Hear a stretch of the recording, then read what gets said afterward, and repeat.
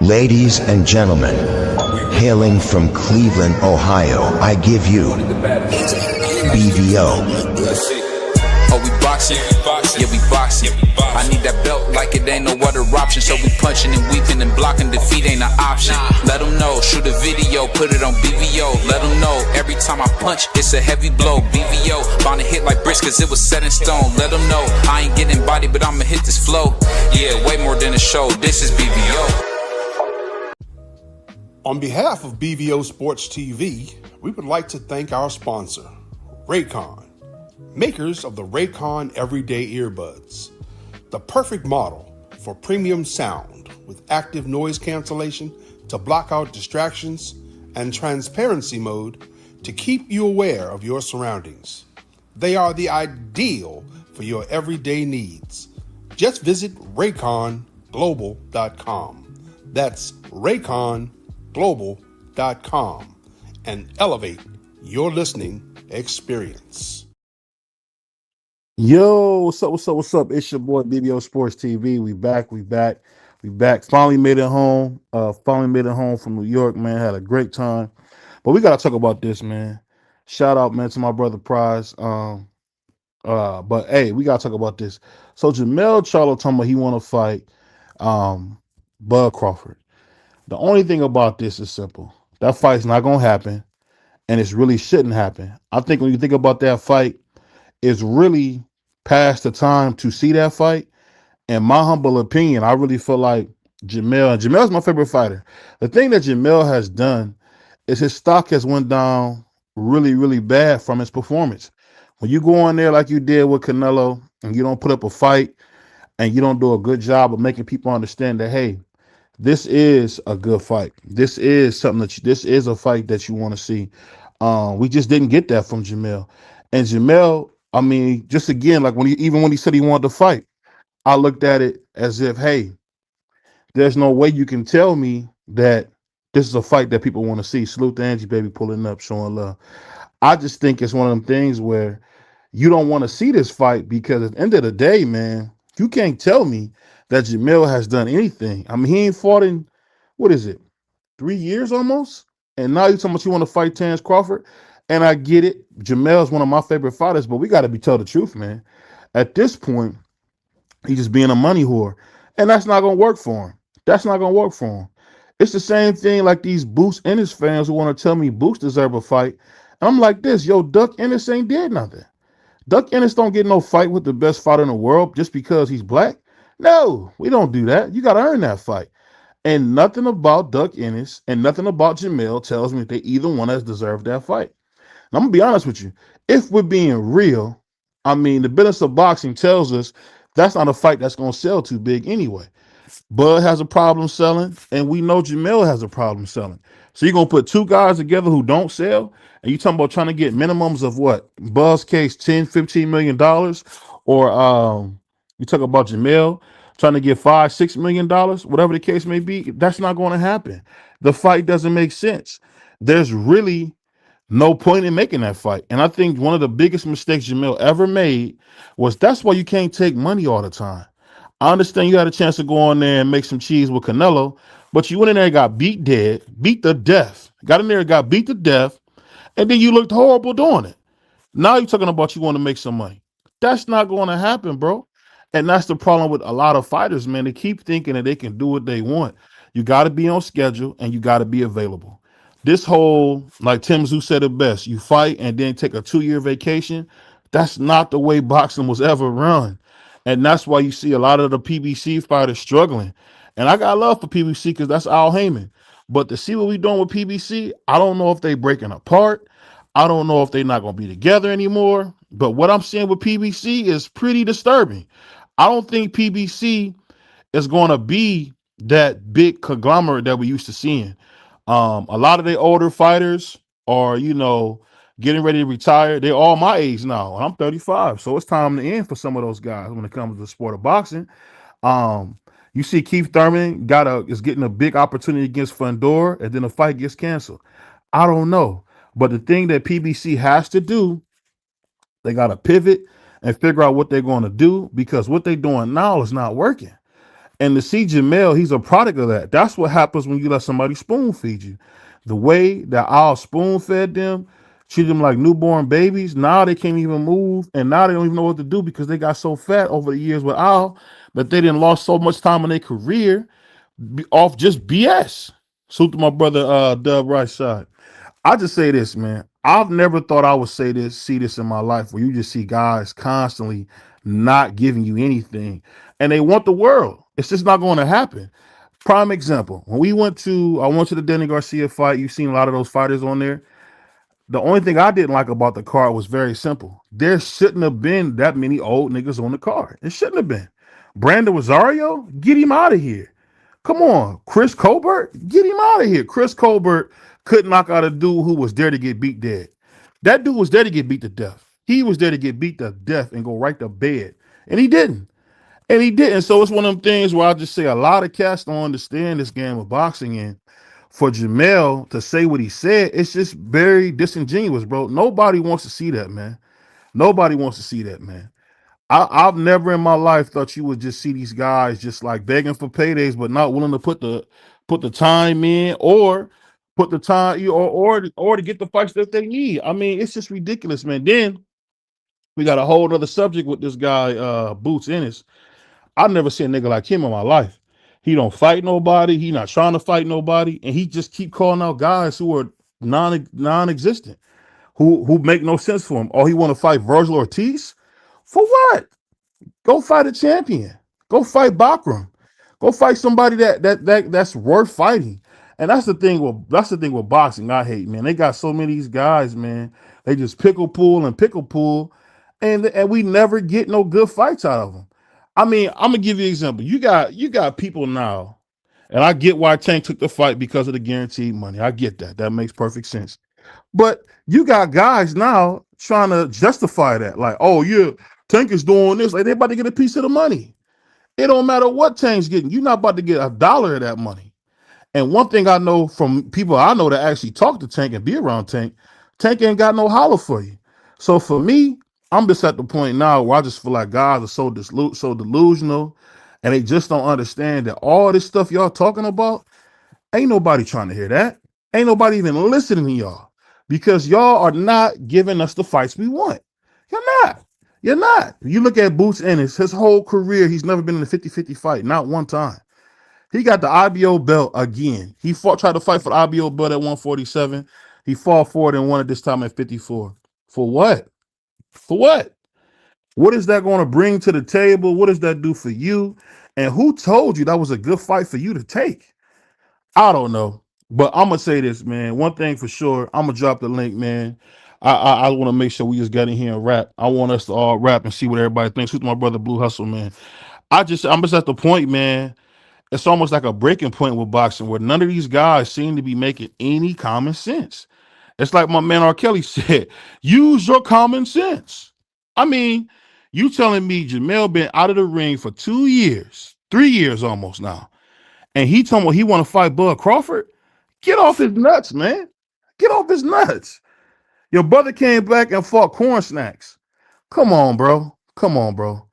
I'm just telling you, man, boxing in general is in a bad place when we got these horrible ass fights and no one's saying nothing. No one wants to talk about it. Everybody want to play these stupid games. It's just wild to me. I don't know. What you think about everything, Prize? Yeah. I don't think Mel need to be. Who's that? Mel that called him out, or that was Mel, right? Yeah. Yep. He been out in the ring too long. He got to show me something before he can get a Terrence Crawford fight. But the Swift promotion card that we was at wasn't that bad, but it was some fights on there that like Cobra, like you had me tripping out because the dude was he was like 12-8. Cobra dropped him, but come on, man. You know, the card was good though. Keith Cologne did his thing. I was happy to see y'all more than the fights. I did have a good time with Shannon the Cannon. He's a funny dude. Yeah. He But is. Boots I don't want to see that. Not Boots. I'm sorry. Mel and Crawford. I want to see that next. He looked like he hurting. He might need a payday or something. I don't know. But come on, bro. I mean, he looked like his usual drunk self, man. We're What you not think doing about all that, this, bro. Free? What it do? What it do? What's going on, man? We just talking some boxing. Salute to my brother Hot Rod. We're gonna go to you next, but what you think about my man Jermell calling niggas out of nowhere? What you think about this? Hey, I mean, he trying to get a big fight for his comeback. He's been out of the sport for going on 3 years. If he don't get a fight in 2026, it'd be 3 years. So he's trying to get a big fight on his comeback. The thing is, if you listen to the little video that he put up, I don't like his mentality trying to take this fight. He seemed a little friendly, like he doesn't have that hunger. He just looking for a payday. It doesn't look like he really wants to fight Bud Crawford. It looked like he wants to get a payday. So I mean, I don't mind the fight. I just don't think that Jermell Charlo is going to give us the Jermell Charlo that we're used to seeing prior to the Canelo fight. I don't think we're going to get that Jermell Charlo. Now, if we can get that Jermell Charlo, I think it makes for a good fight. I think it makes for an entertaining fight. But I Don't you think he need to get in the ring before he do that though? Freeze, getting there with Crawford. Yeah, but like I said, when you got guys that's used to fighting headliners, used to being a main event, used to being the getting $1 million fights and things like that, you don't want to take a bogus fight that the fans don't really care about. You want to give them a big fight because that's what he's used to fighting. He used to fighting big fights. I mean, he had the Tony Harrison 1 and 2. He had the Brian Castano 1 and 2. He had what was the other guy? The Erickson Lubin fight. He had a lot of big fights at 54. To come back and fight a mediocre guy that nobody cares about is like, I mean, and he's probably not going to be the headliner if he's fighting somebody that's mediocre. They're going to probably put somebody in front of him. So you think he should just jump in and fire right away? Is that what you're saying? I don't know. I'm not saying he needs to. I'm saying that's what he wants to because he's not used to taking a step back to anybody. He used to be in the headline. The last couple of years that Jermell Charlo has fought at 54 before he went up to fight Canelo, he was the headliner. He wasn't fighting on undercards. He was the headliner. So if he comes back and he takes a step back, it's like he's not, in his mind, it's going to be like he's not really relevant. So that's why he wants Jerron Boots in his fight, why he wants a Bud Crawford fight. He wants to be a headline. He don't want to be a co-main event. He don't want to be a opening act. He wants to be a headline. Yeah, I think when he come to this fight, it's a lot going on. So what you think about this, Hot Rod? You hear me? I don't know if you hear me, Hot Rod. I think Hot Rod must have fell on the steps. He on mute. He on mute. But I'll just say this, man. When it comes to the fight, one thing I can say, oh, there you go. What's up, Hot Rod? What you got on this? You can hear me? Yeah, we can hear you now. Go ahead. I want this fight. Just for the simple fact that these two brothers think they can talk all that mess and get away with it. Nah, man.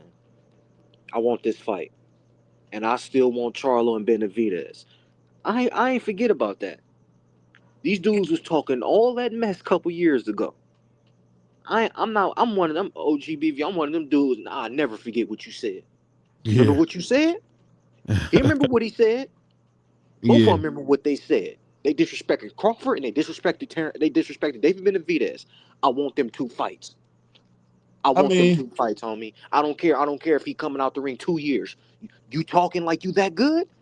Throw his ass in there. Throw him in there. Throw him in there, man. Send him to the wolves, bro. I'm not with that tune-up. Nah.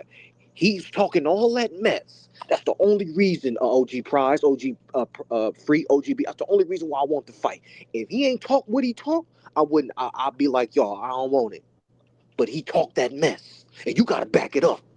You gonna talk that mess to Terrence Crawford and David Benavidez? Nah, you gotta see them, homie. You gotta see them. Throw him in there, man. Throw him in there. You know, I'll say this, Hot Rod, because Charlo fight. You make a good point, but the business of boxing won't let it happen. To be honest with you, Bud ain't even thinking about fighting no Charlo. Nope. If you look at what's going on, the money says that Jenna Beck getting these belts is going to be his next opponent. That's the part that kind of sucked, man. I'm kind of learning more about the business of boxing, and unfortunately, Hey, man, everything points to the money. The money says his next fight will be I, against Jermell. I was gonna say this to Hot Rod. I mean, I understand you want that fight. The only other person that wants that fight just as bad as you is Jermell. Bud don't want that fight as bad as you do. Jermell do, but Bud don't want it. And Yeah. the only reason that Jermell won it is because he wants the money that come with the fight. I mean, it's really Yeah, I nothing know, else to I it. know. Yeah. I mean, Yeah, it's not. I know why he wanted it. And on top of that, I hear a lot of people say, I don't pay these guys their money, but I mean, I don't know, man. Whatever it is, man, if something's going wrong if you coming back to the ring after all this time, bro. Something's going wrong because you got enough money to retire and never come back. But you see he coming back, and you see he kind of seemed drunk on that live, and it's like I like Jermell, but I mean we don't got no more time for no more dudes being groupies for fights, man. Because when y'all had the light, y'all definitely weren't trying to share it with Bud. Now you want Bud to give you a favor? Come on, man. He fronted on Bud for no reason with the whole Arrow thing. Y'all I from mean, was it Lafayette, Louisiana, man? Y'all talking about y'all from Houston? Man, get out of here, bro. Any no, nigga who I don't want mean, to rep their hometown, they full of it, man. In my humble no. opinion. The thing is, the thing is with Jermell, the reason why he's coming back, it has nothing to do with the money. It has to do with the relevancy. Right now, he's feeling like he's not relevant because boxing has moved on since Jermell's been in the ring. So, like I said, he's been out of the ring going on 3 years. So It's been boxing that has long. moved on. I'm He I'm fought. I'm gonna He say this. fought I'm gonna say August. I'm Easy. gonna say this, He fought free. Let's see. August of 23. He fought Jermell. August of Let me see. 23. I mean, I'm sorry, September of 23. I'm gonna say this. When I got the chance to talk to Andre Berto, anytime somebody talking about coming back to boxing is for the money. Anytime, because people don't understand how much money it takes to live, and you spending money, and then you ain't been on vacation. You go on this long vacations. You ain't got nothing coming in. The money go a lot faster than people think. So I would have to disagree only because I had that conversation with Berto about how money really works in boxing, and that money goes fast. People don't understand it. That money goes fast. I mean, No, no, y'all no. think they had I'm that not. money I'm not saying forever? that. Go I'm not ahead. saying he hasn't spent this money. I'm not saying he hasn't spent his money. But the reason he's been out for 2 years is because he did get paid. He Yeah, did get. yeah. Yeah. And now he's trying But to get another payday, which I totally understand. But I'm just September saying, 30th, 2023. Jesus. but I'm not understanding, OG. If your job is boxing and the only way you get paid is if you step your foot in the ring, why are you doing yourself a disservice and only fighting once a year or twice every 2 years? To think about it you doing logically, if yourself a you make $2 disservice. million a year, or $3 million a year, that's pretty good money, bro. not Yeah, even that prize. It's a hard sport, Hot Rod. It's a hard Sure. sport. You talking it's a about hard. some? Okay, I'll give you an example. We see Paulo Malignaggi, two-time champion. If anybody's seen Paulie's face, Paulie was fighting because he got bills. We heard Mike Tyson say that. When Mike He Tyson got said, smoked. "I got some bills to pay," I mean, I hate to say it, everything really comes down to money, man, and being able to take care of your family. It's really hard to do in boxing, man. People That's don't what I understand think it. it is, BVO. That's It's what I think hard. Charlo's problem is. I think because when you get them damn credit card statements and your ass is going crazy, $100,000 a month in credit card statements, them millions is soak up quick. Trust and believe me. Money, man. People don't understand. Money go down quick, especially when you spend it like it's water, man. No. Because The OOG money go down quick when you don't have a job. that's a good point too. It's a good point. I'll put it like this: Jermell, in my humble opinion, he really screwed himself by not keep forward with his boxing career. I don't know why he felt like it was necessary to keep doing the stuff he was doing and not fighting. He needs to fight. That's how you make your money. Why are you not fighting? I'll never understand that in my life. Like why he decided not to fight. I just don't get it. And that be my problem with not just with Charlo, but all these big time fighters that's in the 1% or 2% of making $1 million. Mhm. These dudes act like that one fight or whatever they get paid is going to last them the year when they know their spending habits. I just think these fighters are doing themselves a disservice by only fighting one time a year. The more you fight, the more you get paid. Like it's not rocket science. I would want to fight twice a year at least, OG. Whether if I'm on the I think, elite and level, I think the thing that's tough too, how Rod, a lot of these guys don't control their own fights.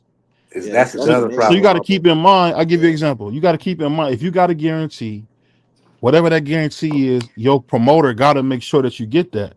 So you're not gonna get a chance to just fight who you want. It's not like it is with like Lloyd. Abdullah Mason or like Emiliano Vargas, Abdullah Mason. People are they're paying those guys to be ready to fight. That's why. That's the difference. When we talk about a bigger star, you got to pay the star plus the opponent. So it's really like Yeah, you can't. You're not in the business to lose money. That's the only problem. You're not in the business to lose money. So that's what hurt a lot of these fighters is that they want to fight, they want to do this and that, but at the end of the day, bro, they can only do what they're allowed to do because the fight's available. But it's a lot of these fights ain't available. I mean, look at Errol Spence. We ain't seen Errol Spence in years. So much so, I'm starting to believe that maybe I was wrong about Errol. Maybe Errol was a hype job because for him to take one loss and we never see him again, what the hell? Like, Well, it might be. It might go off like what you said, BVO. You said just a little while ago that like Charlo, you got to remember they like the same age. So Earl should have enough money to where he don't have to come back. It's not that he got beat and that loss. He don't want to come back. Maybe he's like, man, I ain't doing this no more. I ain't getting my head kicked in no more. You know what I'm saying? I got plenty bread. Earl come from a good family. I'm pretty sure them parents showed him how to move his money while he still can drive a Lamborghini. He got the ranch house and the cattle. So I know he get good tax breaks. It's just but certain things. But now I was just gonna say that may be true, but if that's the case, why he just don't say I'm done, I retired? because they don't want to let go. Like Floyd. Floyd's 50 years old almost. He won't let go. He still thinks in his mind, he's still number one pound for pound, the biggest attraction in boxing. yeah. Let him I say mean, that. it's real sad too, man, because when I look at Floyd, I look at a lot of these fighters, man, it's like they're never going to ever give up the sport. But Sugar Ray Leonard didn't give up the sport. But one thing I gotta say is this, man. The Boots Ennis fans, you guys are ridiculous, man. I gotta speak on that, man, because I keep seeing people defending what Boots is doing. What he's doing is unheard of, man. It's unheard of. Well, You you got to never see see a what he guy. does next. We how many times we gonna say that? Gonna fight another cab driver. All right, and if That's he does, then he's going to lose a lot of but steam. you said, but listen, remember you said that before. If you fight a cab driver, I'm gonna grind him up. And then And he he fought fought another cab driver. a unification. I Then mean, he had a hometown fight for a payday. He has to stay. He's doing it. I mean, we just sat up here and complained about how Charlo and Earl is inactive. Boots Ennis is clearly not like that. So he's like, I don't give a damn who I fight. You heard Jaleel and them said they was going to rumble him. You know what I'm saying? So people, Boots stayed active, got a payday, and now I want people to keep that same energy when his next fight's announced. But he's on the Jaime Munguia train. He's gonna have 40 fights and ain't gonna fight nobody. Jaime McGee had duck title chances. A shot at the title. I don't think Jerron Ennis is going to duck a title fight, bro. I hope you're right. uh, Let's see who he fights next. I That's ain't all really we gonna can say do. anything until let's That's see all we what can who the do. We next can't fight. be mad at him right now because that fight with Lima, that's history. Let's move forward. Boxing, we got to move forward. So, in other words, we have to see what he does. And if he comes up there with a Hector Ramos or somebody we never heard of, then we're going to get him. We're going to get on him. yeah. But That's salute, all. man. We got my man Varnell Hill in the house. I'm gonna play his drop real quick. We about to zip you up and get you out of here. K-Shine DNA style. Yeah. What's going on, Varnell? How you feeling? Man, what's going on, man? Salute to the family, man. Right side dub. What up? What up? What up? What up? What we on, man? Shout out to my Man, brother Prize in the building. Shout out Yeah. to Hot Rod, the young one. Shout out to my brother What's Free. good? Hey, shout out to my brother Free, man. We got to give my brother Free love. Shout out to Yes. the Washington Football Wizards getting hands put on by the Damn Cowboys. Washington Wizards. football wizards. Damn That was Shout out to crazy. Wizards. the, hey, shout out to my brother Sombrero in the building as well, man. hey, Salute to the Browns family. won, baby boy. So I ain't hey, mad at you. I ain't mad at you. Y'all got y'all one. Y'all got y'all one. but I'll say this, man. One thing I'm learning, especially with this boxing, man, it something's going on over there with PBC, bro. And I usually don't attack PBC, but something's going on over there. Well, we keep seeing these guys talking about they keep talking about they running out of money, man. What's going on? It's not attacking. Hold on, but you're not attacking them for telling the truth about. It don't make no sense, Doug. I've never seen niggas begging for money who supposedly made all this money. Well, the problem they haven't kept their fighters active. I think Prize was talking about the inactivity a second ago, speaking on Boots, but they haven't kept their fighters active. And this year, y'all let me know how many cards have the PBC put on this year. I think maybe three or four, if that. And we in the fourth quarter. Bro, my man, suit to the OG Curtis. He said PBC is broke. I'm gonna say this though. And this is gonna be controversial. If I get a call for it, so what? Shout out to my man Sam watching. But this has been the worst I've ever seen PBC look. I mean, this Amazon deal has been a complete letdown. It's a joke. I remember when they first signed the Prime that they had like 30 dates. What happened to all them dates? All I'm seeing is concerts Amazon on there. probably was like, nah, B. I don't know. You know, it's funny, man. And this is funny, man. I got a chance to talk to Mike from who does the stuff for Danny Garcia. And the thing I'll tell you, man, I don't understand. Hold on, we got a little background. I don't understand the business of boxing, maybe like I should. But dang, man, you talking about we never get no good fights out of PBC no more? Never? And then on top of that, when is the last time PBC signed a young prospect? BVO. I mean, we talking about all the fighters me and Dub's age now. That's a shame. BVO. You can't have no 35, 36-year-old niggas talking about y'all gonna be the face of a box organization. That can't happen. That can't happen. That can't happen, bro. You gotta look at it. And right now, even David Benavidez was set up to be the next PBC guy, right? Right. And he getting sent over to fight on turkey cards. Just so you know. Hold on, real quick. My fault, dog. Who do they have? Because EJ, we ain't seen EJ since the Bud fight, respectfully. Shout out to EJ. I'm a fan. But we ain't seen the man in what? It's 2.5 years now. We ain't seen the Charlo brothers. You know what I mean? Like, who have we seen from the PBC? The only people that the PBC still got that can even garner our audience is Cool Boy. And I think Cool Boy, he doing this thing still. Outside of getting knocked out by Monster, he's still relevant to some degree. Him and Oshaki, they got a fight coming up. Benavidez, the problem with Benavidez is he keep getting sent. He getting sent over to the turkey card. You got Fundora, but some type of way, him and Keith Thurman, that fight then got rescheduled because of a so-called injury. I don't know what happened there. Who else? Yeah. Who else is there? Well, technically, this card that we was just at BVO was, I know it was Swift Promotions, but at the end of the day, it was PBC behind it all. No, it wasn't. No, it was not. Yes, it was.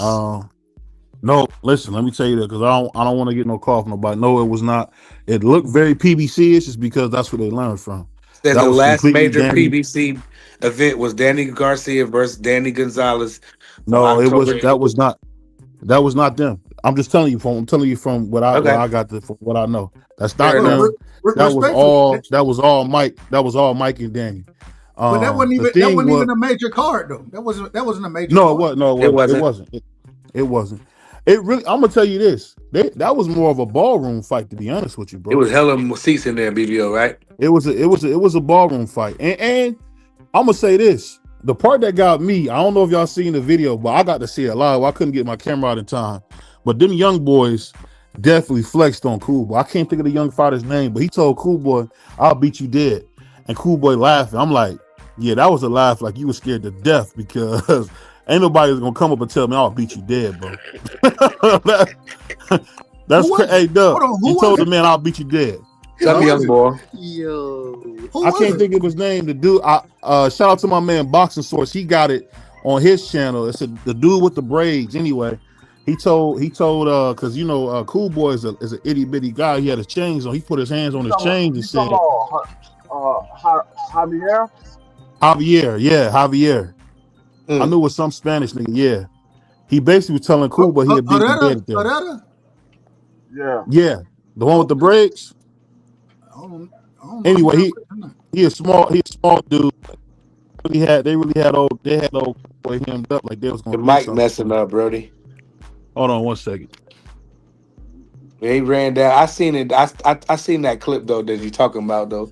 Boy did run down on him, but Cool Boy is making it like, kind of laughing it off like, little nigga, nobody don't know you.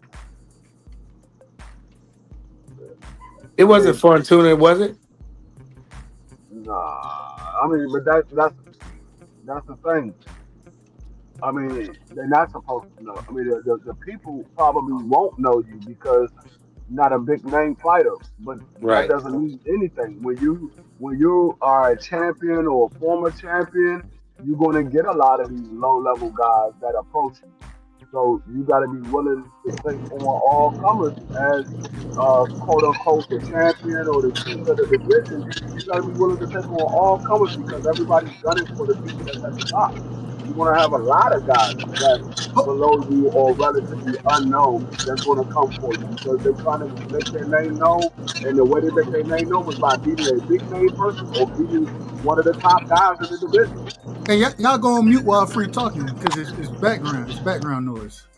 There we go. Okay. Go ahead, Free. Go ahead. No, I'm just saying there. I mean, when you one of the top guys in the division, a lot of these low level guys or unknown guys are going to be gunning for you because that's how they're going to make their name be known by fighting the top level guys or beating the champions in that division. So you got to be willing to take on all comers because that's what comes with being the top of the division or being the champion in that division. You're going to have all comers come your way. And you got to be willing to take on all comers. If not, then you need to give up the crown and move on to another division. Yeah, I think you make a good point, Free. I'm just saying the thing that's the biggest thing that gets in the way with a lot of these fighters, man, unfortunately, is just ego and the lack of money to people that want to see him fight. I mean, we seen Danny Garcia there in a super overmatched fight, and there really wasn't nobody out there to see him. I mean, I'm sure he made some money. There's a couple thousand people in there though. Yeah, but that wasn't enough money for what you probably cost to rent out the Brooklyn Stadium, bro.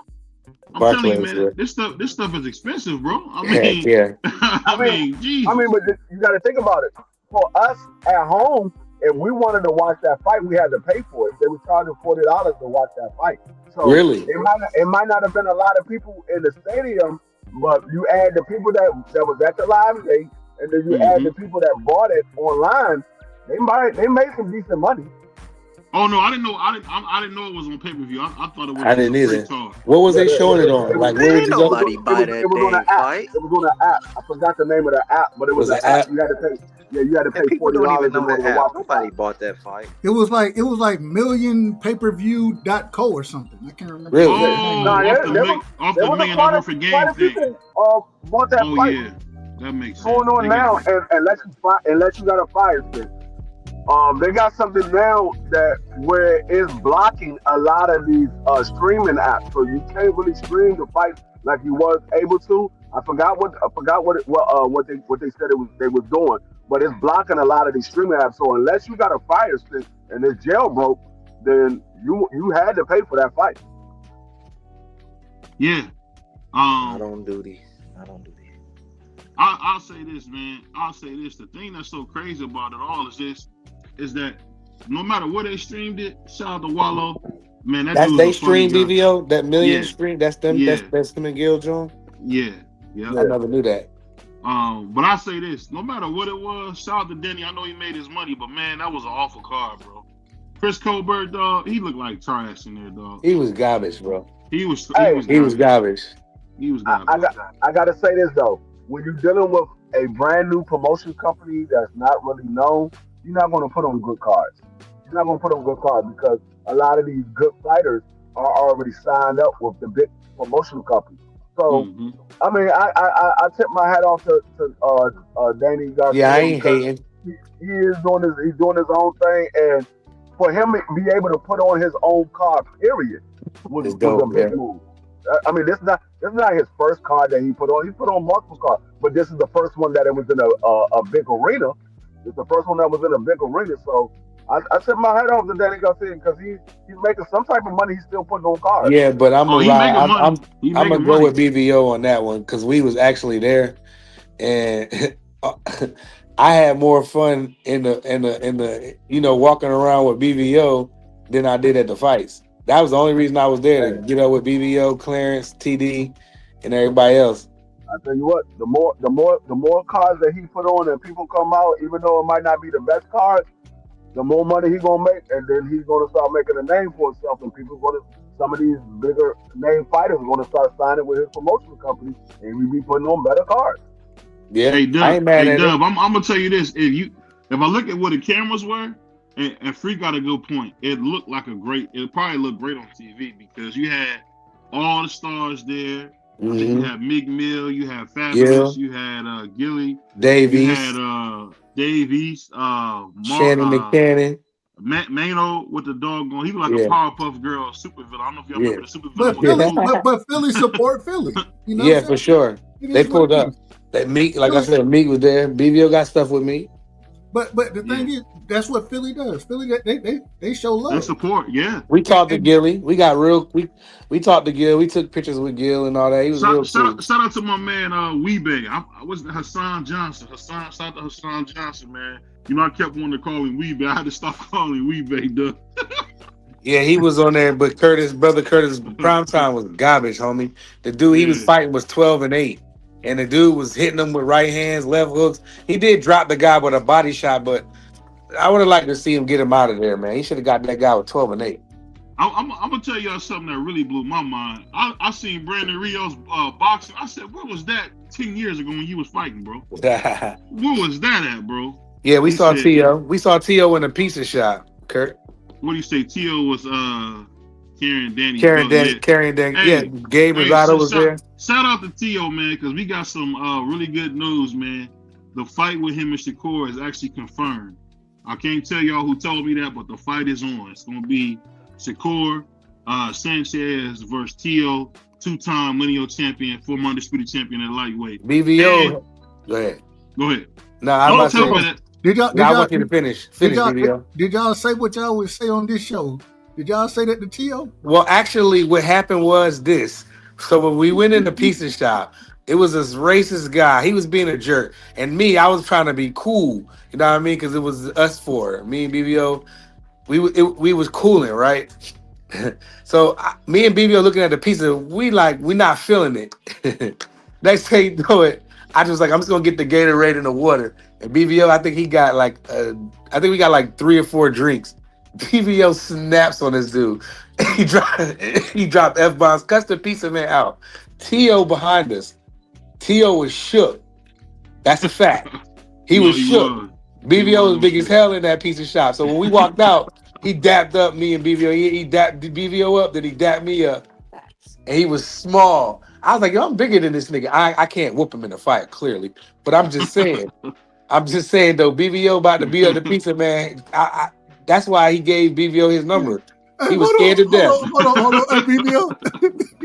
He about to beat up the pizza man. He's being racist, man. BVO, you know why? The brother shaking in his boots. You know why, Doug? Because I was being indecisive on the pizza. I ain't want that rich, that I wanted some hood pizza. I ain't want that pizza pie, and all that tomato pie bull crap. So BVO got annoyed because I didn't want the pizza no more. And dude still trying to sell me the pizza, and BVO snapped, bro. No, that ain't how it happened, man. Yeah, it was. It was my fault. I was irritated anyway, Dub. I was irritated anyway. But the dude was being kind of nasty with me, you know what I'm saying? And then BVO just snapped on dudes. So I just let him go. But when I was in there, I was fussing at the dude, man. T.O. did look a little goofy when I was. He was scary. Shout out T.O. though. I ain't gonna say that about the champ. He wasn't scared. I'm just teasing. These are jokes. He looked a little concerned. But the part that got me the most, then we come out the pizza shop, some crackhead started twerking in front of him. I'm like, get the hell out the way. Yeah, that was wild. We was walking around wild, 4 a.m.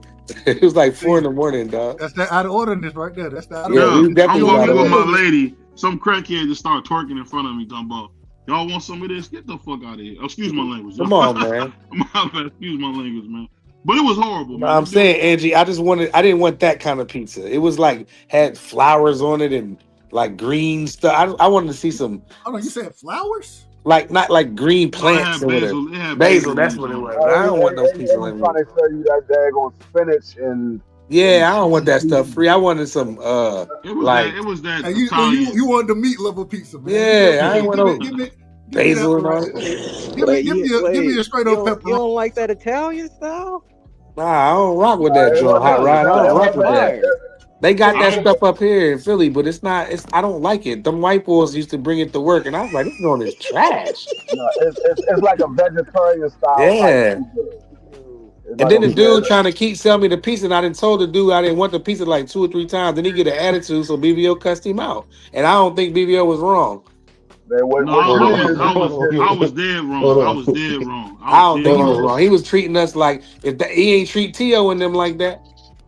Him and his boys. And might I add this real quick? T.O. and his friends, y'all did not look scary. All them niggas look sweet. I'm just joking. These are jokes. Hey, Pride, you needed to hold on. Where you was at? You was in Manhattan. Your room was in Manhattan. Nah, we was in Brooklyn. We was in Brooklyn. I know that, but what I'm saying is the pizza that you wanted was in Manhattan, not in Brooklyn. And it was right around the corner from my hotel, and I knew better. But we was starving though. When BVO, when we all came out, my shorty and BVO shorty, when we all came out, yo, we was wild hungry. I'm all I had was like some nuggets, like some Chick-fil-A nuggets prior to that, I believe. And I was starving, so when we went and got the pizza, me and BVO, we wanted some good Prize pizza. ain't gonna tell you he was zooted too, man. He was zooted. I was lit. Y'all should have went to the bodega and got the chopped cheese. But see where we was at though, we was in the suburbs of Brooklyn. Barclays is actually in a good area. So and we was It's on like foot right patrol. downtown. It's like right downtown. Yeah, we was on foot patrol, so we ain't wanna, it wasn't we didn't want to do all that walking. So when we turned that corner, it was like a couple pizza shops there. We ended up sitting down there. Boy gave me some $5 shots. You know what I mean? That place was lit. I forget the name of it. That dude was trying to holler at Price's girl. That dude was going crazy, man. Then he was like, "Oh, that's your shorty?" I was like, "Nah, that's my sister." Nigga, what you talking about? But see, I'm calm in those situations. What's up, Blue? How you feeling, man? Blue, what up, boy? What's good for everybody on the chat? In the building, my brother Blue. What's good? This nigga BVO said, "Nigga, that shit had too many greens on the pizza." I need some grease coming off that. That pizza looked too. I don't know what he was talking about. The pizza didn't look good. Basically, it was one of them Indian dudes. How the hell an Indian dude gonna sell pizza anyway? But anyway, yeah, that don't make sense. Hey, hold on. Let me say this real quick. Did this place have like curry pizza too and everything like that? It was a goofy high tech pizza. So look, I just ordered from a place just like that, man. You know what I'm saying? So I don't even think they had no pepperonis up in that hole. What was the name of the spot? It don't matter. Go ask T.O. He was in there. Him and his boys were sitting down eating. Hey, the part that had me laughing the most when we come in there, T.O. and his people they're throwing down like the food was good. Yeah, they was murdering that pizza. But it was funny, man. It was cool to see T.O. and got to talk to him. I'll say this. I know for a fact that T.O. ain't racist, man. That's something I know for a fact. I asked him about a couple things. He a good dude, man. And if you met him in real life, Dub, I think a lot of stuff he be saying is just to make some money. To be honest with you. Did you tell him that I'm one of your biggest fans? Did you tell him that? I told you he's my favorite fighter. Yeah. Okay. Yeah, I tell you he's my favorite fighter. And hold on. Wait. Somebody's mic is trash. How many favorite fighters you got? What the heck? Yeah, I thought Charlo was your favorite fighter. It's expensive around there, but it's not a good area. Me and BVO was in the trenches then. I thought it was Emiliano Vargas. No, or maybe Canelo. Maybe Canelo. I support them guys, but my favorite fighter is Jermell and T.O. Those are my favorite two. I thought T.O. after you said the racist stuff, I thought you said that he was no longer your favorite fighter. I thought. But I talked to him. I talked to him, and he didn't mean what he was saying, bro. That's what he told you. So what did he say then, OG? Because some people didn't like what he said. Simple as this. He said a lot of his he said he didn't mean it how it went. It was a bad joke, and he said he wished he could take it back. Just that simple. I mean, somebody tell you that. See, that's the thing you got to remember. When y'all talking to people in their face, and you ask somebody about that directly, no camera, say, "Hey man, what was that you said? Why did you say that?" He said, "I didn't mean it like that. It was a joke, and it went too far." He said, "Before I knew, it was out of my hands." That was his exact words. Before I knew, it was out of my hands. I mean, and if you meet him in real life, I'm gonna tell you how cool Tio is, right? So Richard Hitchens was there, and Richard Hitchens was coming there to mess with Tio, and Jaleel got up and told Hitchens to go sit his monkey ass down. Mm-hmm. That was Jaleel, yeah. Jaleel and his pop is funny. Like that, we was outside when the fight was over. We stood out there almost a good hour. Me, Clarence, BVO, TD and Clarence bounced, but me, BVO, and Jaleel and his pop, we chilled out there. And that brother Bernard's a funny dude, bro. And then TD, I hope TD dropped that picture where Jaleel got the strap to his head. He got his two fingers. That was crazy. That was crazy. Putting the two fingers to his head like I'm about to, you know what I'm saying, do something to you. Probably gotta say it ghetto, but anyway, he put like a weapon symbol towards TD's head. How I said ghetto? I was trying not to say a firearm. I know you can just. I said weapon symbol, man. You just say something simple, but no, it was cool, man. The part that was funny, it was just funny because Jaleel's a dangerous dude, man. And Jaleel, he cut like that. Yeah, I mean, he you can look at him and just talk to him. You can tell, that's a dude where you're gonna have to really bring your all to get him off of you, man. I hate to say it like that. You got to bring your all. But what's going on, Mark? How you feeling, man? Shout out to Marky Dan, the young historian. What up, Marky? Yeah, salute. What's up? Oh, nothing, man. We just seeing that you popped up, man. So I was saying, what's up with you, man? You have anything on this Jermell Charlo fight? Jermell versus Crawford? Yeah, the fight that's never gonna happen. Man, Crawford will beat the brake shoes off that man. Yeah, he been out pretty too long, yeah. bro. I mean, Dub pretty much said my sentiments. I expect Crawford to absolutely demolish Jermell if they were to ever step in the ring together. I mean, as Jermell was beating his quote-unquote best friend to death, I mean, you saw the fear in Jermell. Man, I don't know what he talking about. I already got a fight. Crawford was, as he was kicking Errol Spence's behind, he looked out the ring and told Jermell, you next. You next. And you could see the fear in Jermell's body language. Man, I already got a fight. I don't know what he talking about. Okay. I don't believe this fight will ever happen. Or let me not say ever. I don't. It's a strong probability. I think it don't happen. I don't got no faith in the Charlos. Either one of them. Respectfully, I just don't. It's too much. It's too much substance abuse issues. It's too much. Man, I don't know. Like, you could tell something is wrong with either one of them mentally. I ain't gonna go into specifics with either one because I'm not a doctor. I don't know these people personally, but you could tell something is wrong with them. Hey, especially Jermell. He just got like a short fuse where he'll go off at the drop of a hat. Marky, can I ask you a question, Marky? Well, what? Go ahead. What you think behind the lack of this year? Just speaking this year specifically, the lack of PBC fights and cards that's been put on. What do you think is behind it? I think Amazon Prime just doesn't believe in them.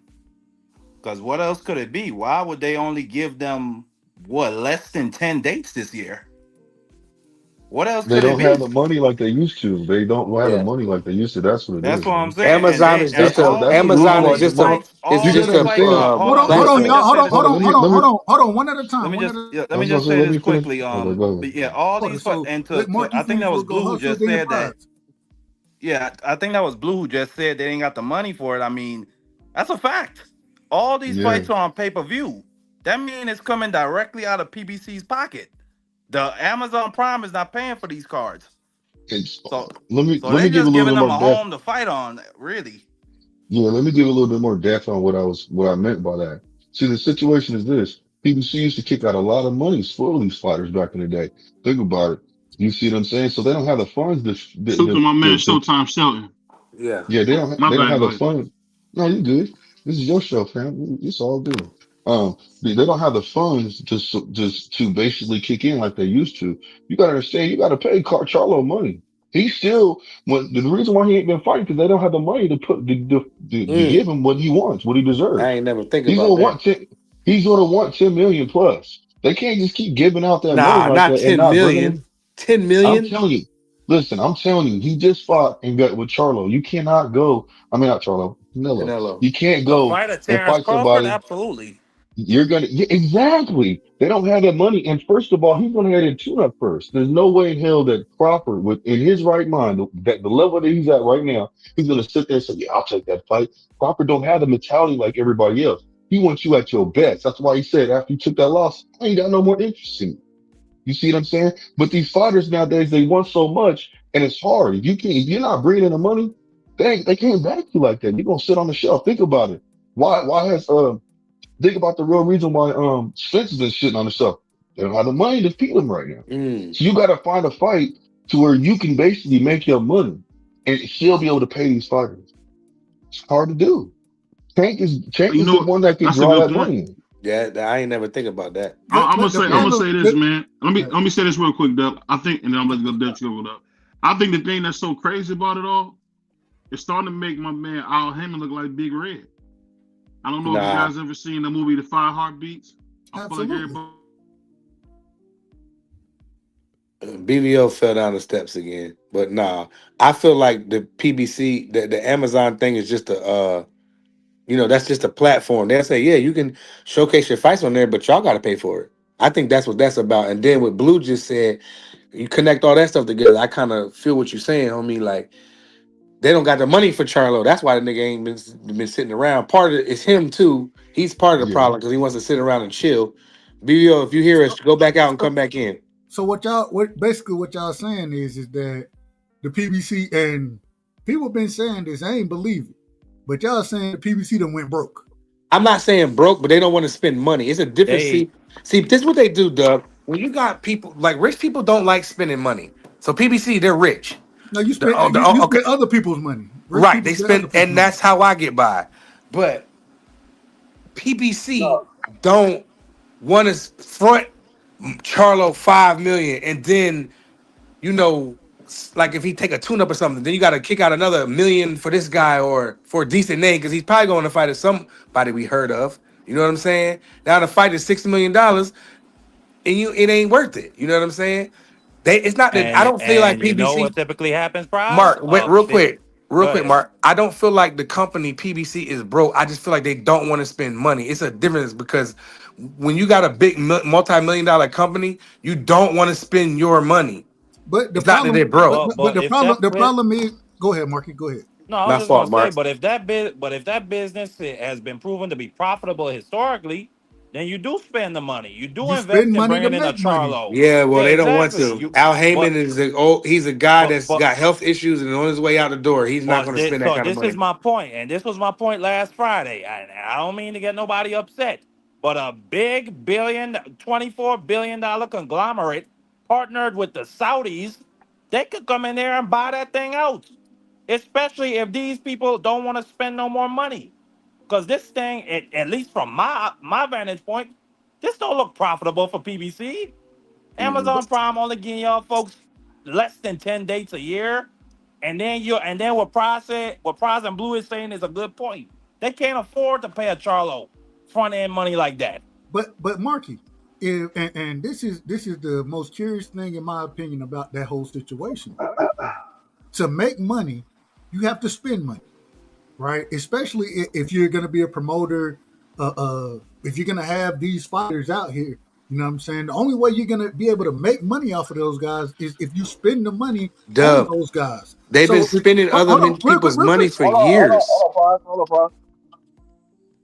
I understand it. I'm not disagreeing with what you're saying. I was the one that said, yeah, rich people love to spend other folks' money. My thing is, if you want to make money and be a profitable business, you have to invest into your assets. And your assets are the fighters. And so you have to invest that money into them to make money. That's a fact. So if you're not investing that money into them, what are you doing with the money? Or do you have the money? This is the thing, though, Doug. How many times have Charlo been a headline for a pay-per-view fight? Once. You know better than I do. The only one he's ever headlined for a pay-per-view fight was Canelo.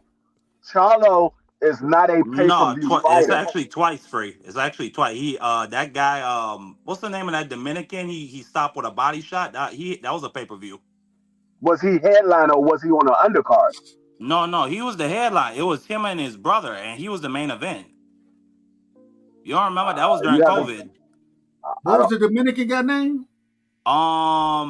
The guy with like glass ribs. He always gets stopped to the body. I don't know what you're talking about. I don't either.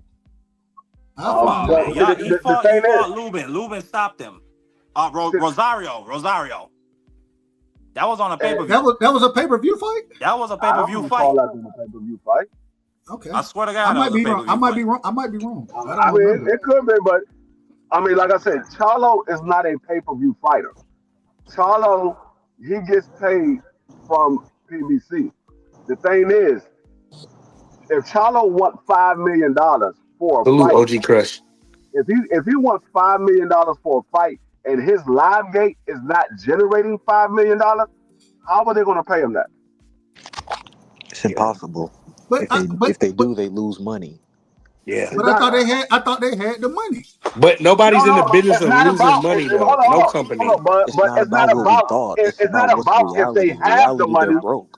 It's not about if they have the money. If I'm paying you $5 million and you can't generate $5 million, now I just paid you $5 million, so I'm in the hole with you, and I gotta pay the rest of the fighters, plus I gotta pay for the venue.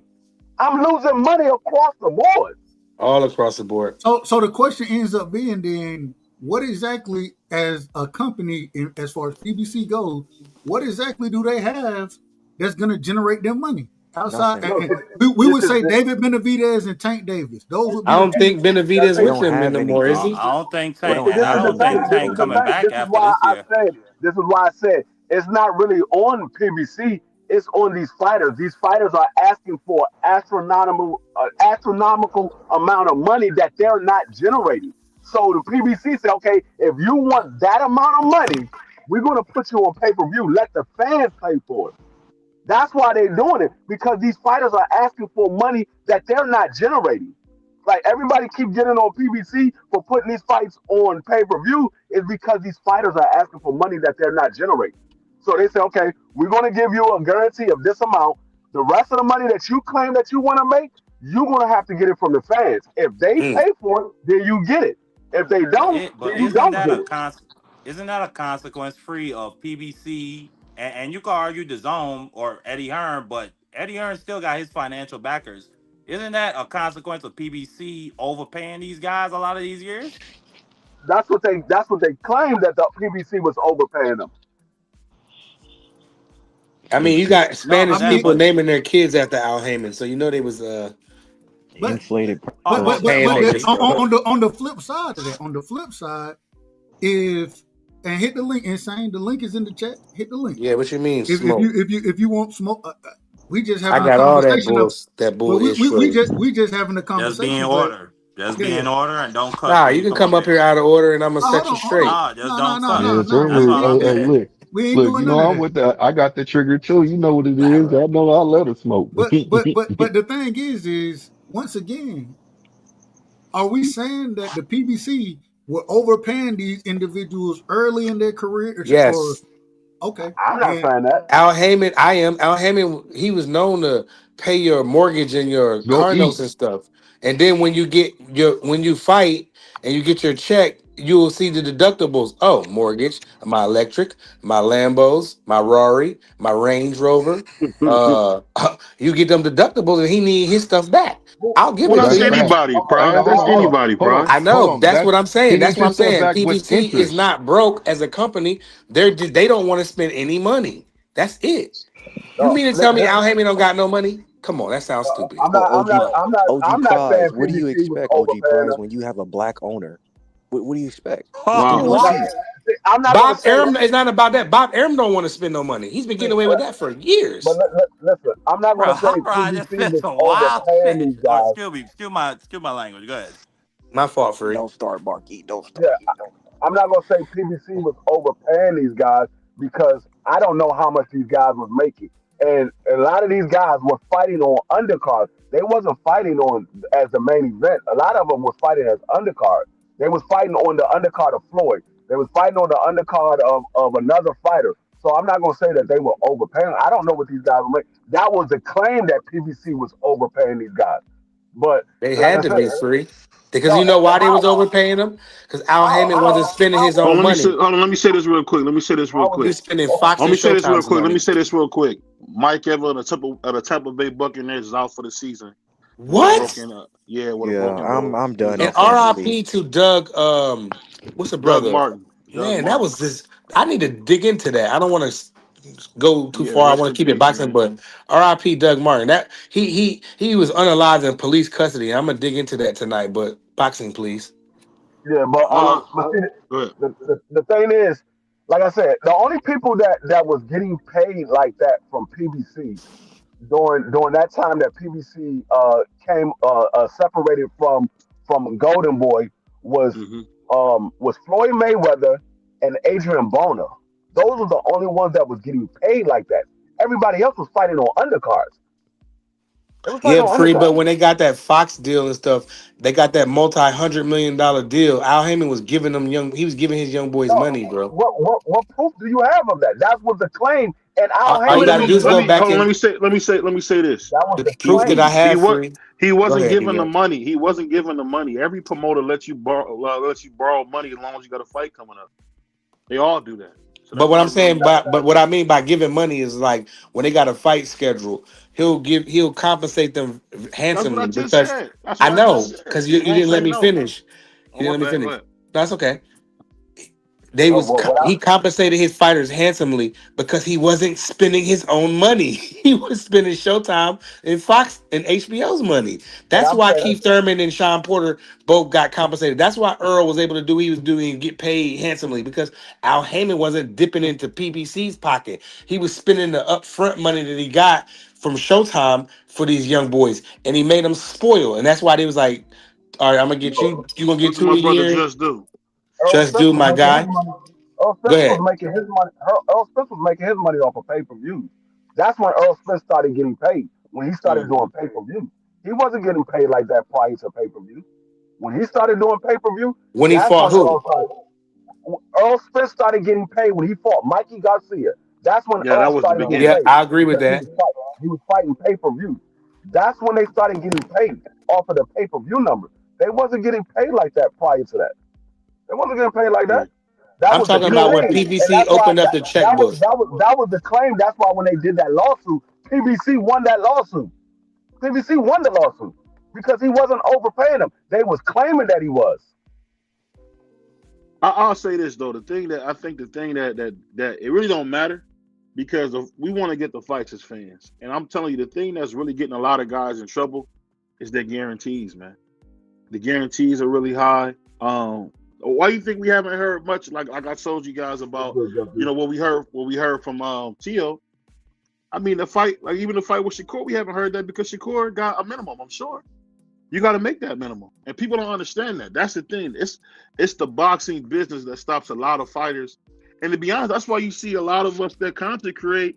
We kind of understand everything come up under the money, not off what's right or what they deserve or what we think, off what the money say they can do. That's what most of the fights come off of. You put it like this. There's no reason why we shouldn't get Emiliano versus Abdullah Mason at 140. One after Abdullah get his title shot. There's no reason we shouldn't get it. But guess what? They're going to push it out because they think they can make more money off of it. That whole marinating thing, that's one of the biggest things that they got a lot of us with is trying to say got to marinate. All that basically means is I don't really want to pay for it right now, so I know y'all going to overpay. Mm-hmm. That's all that is. I mean, Yep. Errol Spence and Bud Crawford happened too late. I'm one of the ones who can say that. That happened way too late. They didn't want to. Errol shouldn't have waited till he got all the belts to fight Bud. He should have fought Bud as soon as he came to the division. It would have made when people want it, that's when you got to have a fight. People want the fight with Tank, so now they're having a fight with Tank and Jake. Because at the end of the day, I'm going to be real.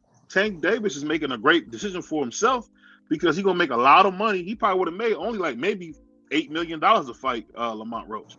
You're going to fight for $8 million or you're going to fight for a guaranteed 20 plus more? You see what I mean? One thing I'm finding out, it's about the money, man. Andre Berto said it best. He said that people don't understand that the business controls everything, not what you think. And I don't think Tank is ducking. Shakur, I don't think Tank is doing none of that. I think he just really took a fight that was too much money to turn down. So To be totally OG, honest. so you gonna sit here and say this blasphemy when we got a man named Turkey Allah Sheik that's gonna pay you what you want. You just gotta fight somebody. Now, if I'm lying, kick me off the panel. It doesn't always work like that. What I'm saying is, no. And the reason I'm gonna say why it doesn't work like that. Not many people are doing what Eddie Hearn's doing. Eddie Hearn moved out of the way completely. And when have you seen Eddie Hearn put on a Shakur Stevenson fight? It's been a while. If he even has put one on. If you look at Shakur, he's always doing fights with Turkey. So hold on, Mark. Damn, Somebody got a background. Yo, brother just said the fight with Bud and Smith made the most sense when they had all of the belts. That way, both could maximize their earning potential. I agree with that. But it didn't. It did. They definitely didn't. maximized their earning It potential. didn't, because the reason I said that, because look at the pay-per-view numbers. The numbers don't lie. But that's still good money, though. 750,000. But 500,000 pay-per-views at $100 a clip is good money, homie. For the way that fight was promoted to be the fight of the century. And hey, Mark, you gotta get your background together, bro. I agree with Just Dude. And this is what the fight everybody wanted. That fight should have did 1 million buys. But the problem it's is a bunch of pirates. Hold on, but the problem is I can't predict exactly the numbers that it's gonna do. Even if, and I agree with you, Hot Rod, that it should have did more numbers. But even for the numbers that it did, if you look at pay-per-view buys today, right, that was still 500,000+. It's still a good number for that fight. And at $100 a clip. But I agree that it should have did more. But at the same time, who are we? We can't sit here and force nobody to buy nothing. You know what I'm saying? Right, you got a bunch of pirates, Dub. You can hear anything, BVO? Yeah, your mic is out of pocket, bro. But you got a lot of static in the background. Yeah. But like I said, that fight, it was a lot of piracy going on. You feel me? And even what Dub just told y'all, 500,000, 600,000, whatever it did, at $100 a clip, that's just like 1 million pay-per-views when you break the money part down. I mean, I'll say this. All I can tell you is this.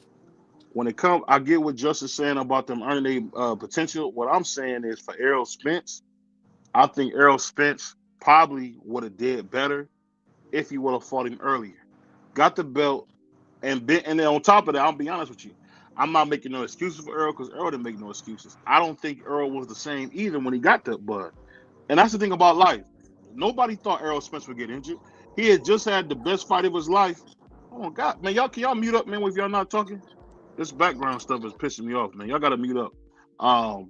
But the thing is, dang, I lost my thought fooling with y'all. But the thing is with Errol, I mean, Errol could have probably gave us a better fight if he could have fought him earlier. Because think about it, he had his best fight with Sean Porter and got into a horrific accident. Mm-hmm. That's life. Prime example, he about to fight Manny Pacquiao and his eye was about to fall out. Yep. It's some things where you just can't control what happens. That's just the luck of the draw, unfortunately. I think Errol Spence really, through his own negligence and just life in general, cost him a lot. And when he fought Bud, he couldn't beat him. But go ahead, Doug.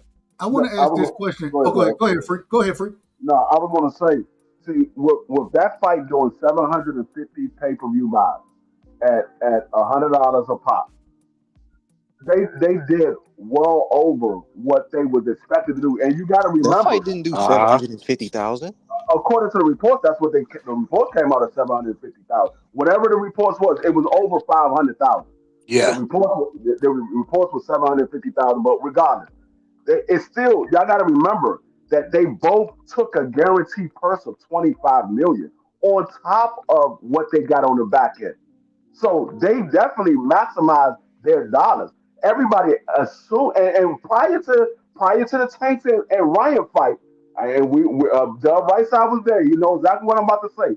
Prior to the Tank and Ryan fight, everybody was saying that Earl and Bud would do somewhere around 600, 650,000 pay-per-view buys. That's what everybody was saying. When Tank and Ryan did 1.2, which was the report of 1.2, now everybody jumped out, oh, well, Tank and Ryan could do 1.2, then Earl and Bud going to do more than that. But they got to remember, they was fighting to the same fan base. They're both African American. They appeal to the African American. So when you're fighting to the same fan base, all of that get accumulated to one fight. So when you had Tank versus Ryan, that was Black America versus the Mexican and Mexican American fan base. So there was two different nationalities that bought into that fight. With Earl and Bud, is mainly one nationality buying into that fight, which was the Black Americans. Now you might have had other people from other nationalities, but majority of those fans was Black Americans. So that's why they didn't do as much as people thought they should have done. And, go ahead. Go ahead. Real quick, according to Google, once again, you can Google it as Deontay Wilder say, Google that. Don't everybody believe in Google? According to Google, it was the pay-per-view buys at the minimum amount was 650,000, and it was reported up to 700,000 as far as domestic buys go. Pay-per-view revenue over 55 million. Big revenue over 21 million in ticket sales. That's what I'm saying, Dub. At $100 a clip, that's some good back end money. Plus, what Free just said, what they said, what'd you say, Free? 20, 25 million up front? Them brothers made out good. I mean, I get what you're saying, and this is my only point with it. All I'm saying is they made that money. I think that money was always there for Undisputed with those guys.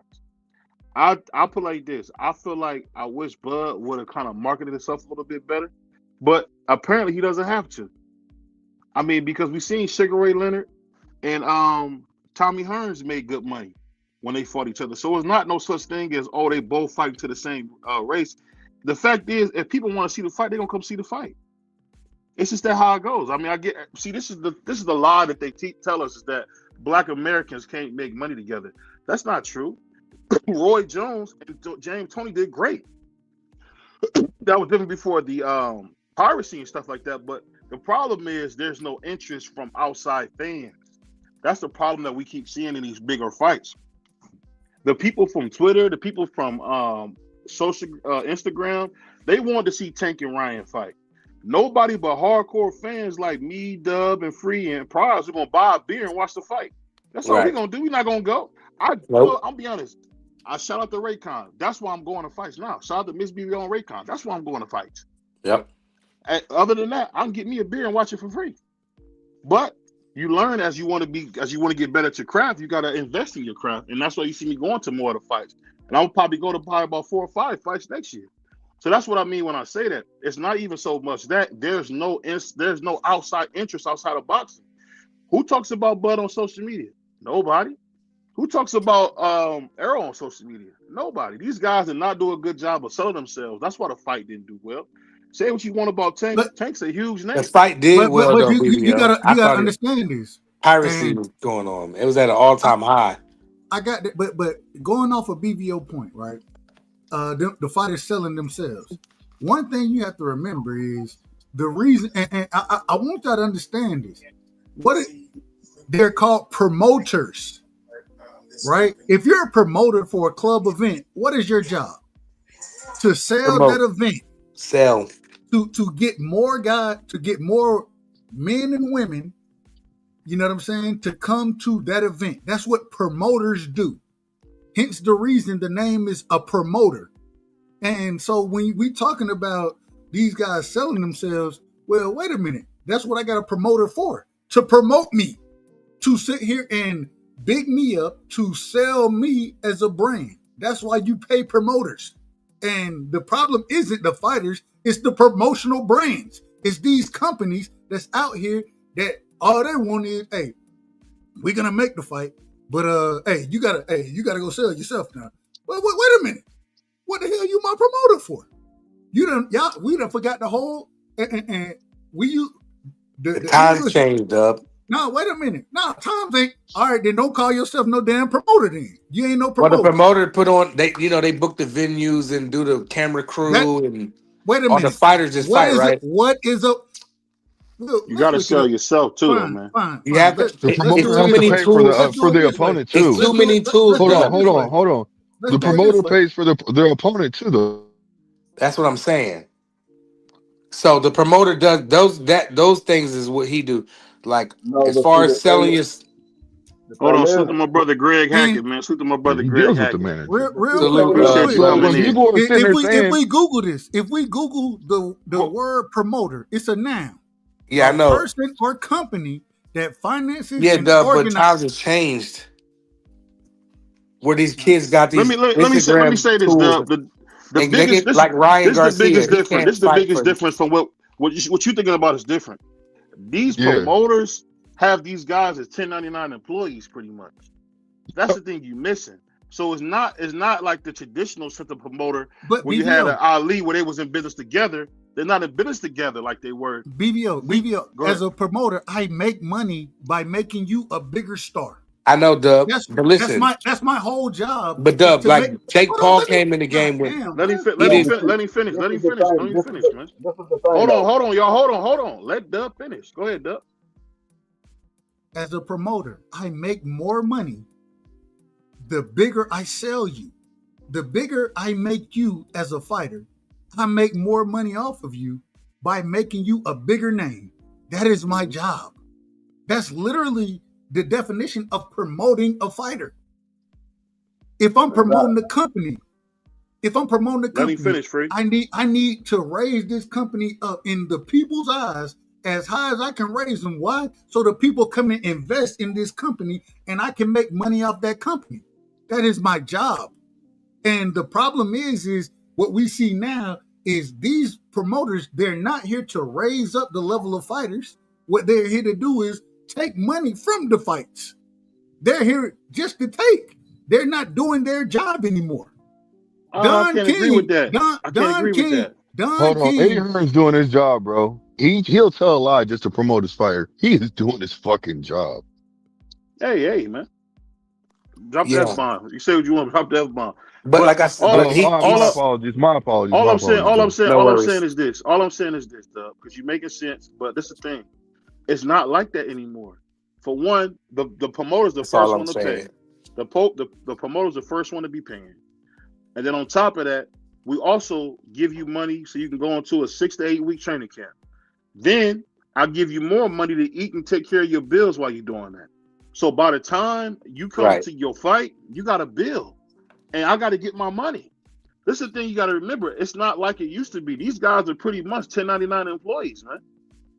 These guys work for the promoter. They work for the promoter. That's the miss thing we missing. It ain't like it was. See, Floyd bought his freedom. Him and Oscar were partners. Same thing when you seen Muhammad Ali and Bob Arum and Don King. They were partners. It's not like that anymore. Now you work for me. You do what I tell you. And once you can get out this contract, then you come to another slave deal. And like that's what Crush just said. Hold on, that's not true. Hold on, Dub. You just finished talking and the BVO went. Devin sit there and he. Well, that's fine. You can feel that way. Drawing. That's fine. Hold on. Devin is showing you. Devin doing it. He partnering with these people. You can't say that, Dub. You can't say that because Devin can't do it. Devin can't go nowhere else but Turkey. Himself into a place where he can't go. No, hold on. And that's just like what Crush just said in the chat. Hold on, Price. He can't go anywhere but Turkey because for whatever reason they burning bridges, bro. I get what you're saying, but you telling me Devin wouldn't do well on Top Rank? I thought Devin on Top Rank was perfect. I thought that was perfect. You guys did your thing with Eddie. Y'all left Showbox or did your thing with Eddie, so you know you can't go back to PBC. Then you leave Eddie. Eddie is all mad, talking crazy about you. You go to Top Rank. You leave Top Rank back. Bob Arum, I can't remember his stepson's, his son-in-law's name. They don't want nothing to do with you. Turkey's the only option. But bro, you literally just said that it's not a promoter's job, right, to build you up. We've watched Devin, and you spoke on Ali, you spoke on Floyd, how they're partnering. This is what Devin is doing. He's partnering with these people, and he's building his own name up. Him and Bill, they're building their own brand. This is. I It's agree the with blueprint. Crush the Legend and said Ali promoted himself more than his promoter, and that's all I'm saying. The way that, and that was even back then, but today, the way the times have changed with the Instagrams and the Twitters and all that. Hold on, we got to get more people in here. Pause on 1 second. Let me bring my man Insane in. You've been waiting. What's going on, Insane? Shout out How to you my feeling? brother in the building. Shout out That's my Blue. brother. Salute to everybody, man. Appreciate y'all for letting me get on. BVO, what you just said was a complete lie about burning bridges and things like that. I don't know where you got that information. Hold on. I talk to guys, man. So don't come with that bullshit to me. I'm telling you about what people told me that's in the seats that don't like to do different things. Wait a minute. We'll watch the cussing. Hold on, Dub. Yeah, but no cussing, no cussing. Oh, my bad for keep cussing. it clean. My bad for cussing. My Just bad. snap. My man You can came snap, in my but throat. keep it clean. My bad. He came in my throat. I didn't like it, but go ahead. Now I'm gonna shake your throat. So I don't know where you get all this misinformation from. Are the dudes that you talk to, they sound like Haney haters. Everybody in the industry would work with somebody like Devin Haney because have you ever spoken to Devin Haney in your life? He's very marketable. No, and you asked me why do you spoken to Devin Haney? Have you spoken to Bill or Devin ever? I spoke to Bill Haney before. I spoke to Bill Haney on 7H channel before. So yes, I have. And on the phone. If you speak to him on the phone, not on the channel. Not on the channel. Hold on. Not on the channel. Did you speak to him on the phone by yourself? No, sir, I have not. No, sir, I have not. Okay, so let's keep going. Okay, cool. Okay, so peep this. Now, Devin Haney is very, very marketable. If you don't know whether you guys love him, hate him, or whatever, you know what I'm saying? You call it. And then let me back up for 1 second. I ride with Devin like this because I'm from California, just like he is. Now let's move a little bit forward. Now we were talking about so you from the Bay? California is California to me. Northern, Southern. And man, you know it's different. You know it's different. You know the Bay is different than everywhere else in California. But I'm from California. Listen to me. What part of California you from? I'm from California. I'm from Long Beach, so you definitely. I used to live in Long Beach, so you know for a fact that's Crip City. And on top of that, that's terribly different than the Bay. You know it. It's a whole different area. Let me explain to you. When you're out of state or when you're on internets like this, I'm from the whole Cali. I'm not just from one part of Cali. I'm from California. That's why I said I'm from Cali. I didn't say I'm from Long Beach. I'm from Cali. So I'm riding with anything from California, just like guys from Texas. Just like guys from Texas ride with Texas, because Dallas ain't Houston. It ain't Fort Worth. Mm-hmm. All that shit different. But nigga, I'm from Texas, right? I got you. Okay, cool. Now let's move on to the I'm from Georgia. I'm from Georgia. Okay, well, you know just how it is in G. I'm right next door to you in AL. You feel what I'm saying? So my thing is this. Devin Haney is very, very marketable. He's Bill Haney does a great job with DHP because I heard someone said that promoters don't promote. Well, Bill Haney promotes his ass off. And what we had in the Top Rank situation was we had Devin Haney put in a compromising position that they felt like he wasn't going to take. And what he did was he outshined that contract and came home with the belts and left Top Rank beating their best fighter and with all the goals. So if that's not marketable, I don't understand. And everybody will kill to work with somebody like Devin Haney because he garners that attention, whether it be love or hate. You can sign Devin Haney and he would do better than the Canelo Alvarez that you gave 100 and something million to fight completely nobodies. And you seen what happened when he just fought somebody. So now the thing is this, what we look past is this. Whether it be Top Rank, whether it be whether it be Top Rank, whether it be Eddie, whether it be whoever, you get what I'm saying? Whether it be whoever, when it comes to these fighters need to do one thing, and that's start promoting themselves, because the promoters are not promoting no more. I watched Bob Arum just promote an Asian dude named Jen Sasaki over his champion, which made zero sense. If I'm paying you, why would you be promoting this guy over the American fighter, which you are American? So they show that they're very biased. But what we need to do is we need to get on these channels like Bill Haney does and like other boxers does. And we need to start putting names out there of younger fighters that's coming up, because we're going to be the promoters in a minute. They're going to depend on us. You get what I'm saying? And we're doing it for free. You know what I'm saying? Let me say this, because you're saying some stuff that's good and you're saying some stuff that's a little bit bad. No, you're doing your thing. You're my brother, man. But what I'm saying is this, and excuse me for my passion, because I'm really passionate about. I spend a lot of time. Keep it clean. That's my fault. But the thing is this: when you talk about Bill's doing, I think Bill is doing a good job. The problem is this: Bill has not done a good job at cultivating relationships. And when I say cultivate relationships, what I'm saying is everybody that they leave, they got something bad to say about it. And if you do any kind of business, if everybody is saying something bad, if everybody's saying the same thing, something's wrong. We heard the same thing when he left Showbox. I don't know if you remember. He used to be with PBC and Showbox to go to Eddie, which Eddie and him parted together because Devin already had his own money. Hold on, where's the background? Hold on, man. Can I say one more thing? Can I say one more thing? Wait, no. You gotta wait till I'm done. You can talk. After you're done. After I'm done, you can talk. Yeah, you got it. You got it. You got it. After I'm done. But my thing is this: when you're talking about what Bill has done, Bill has done a good job of working with these guys, but then he's always doing something where he's saying something crazy about the promoter, and the promoters take that personal in business. All I'm saying is this when it comes to Devin, because I like Devin. I've been able to speak to the champ before. I think the only thing Devin has to do is get his father to understand that this is a business. Some stuff you can't say. You can't say whatever you want in business. It doesn't work like that. People hold that against Devin. It'd be stuff that Bill said they hold against Devin. Is Devin marketable? I wouldn't say not really. How many commercials have I seen Devin on? 0. How many times have I really seen Devin really do anything other than be in boxing or be on TMZ? Never. So Floyd I'm not didn't saying be in commercials. No, but Floyd was on Dancing with the Stars. But he ain't had no endorsements. He had endorsement. He didn't have no major ones. Into the back end to the back of his career. But listen, that's a different time. We're talking about Devin. Stop comparing Devin and Floyd. It's not the same. I'm just saying that it's not the same career. And he's the best rapper alive. Listen, this is what I'm saying. You guys are grandstanding. All I'm saying is this. What I'm seeing with Devin is very simple. Devin has to get to a place in business where he's not letting good opportunities go, because Devin is a good dude. What I'm saying is some of the things that Bill says puts Devin in a compromising position. You don't have to believe me. I've spoken to promoters. I've spoken to people who press buttons, and everybody likes Devin.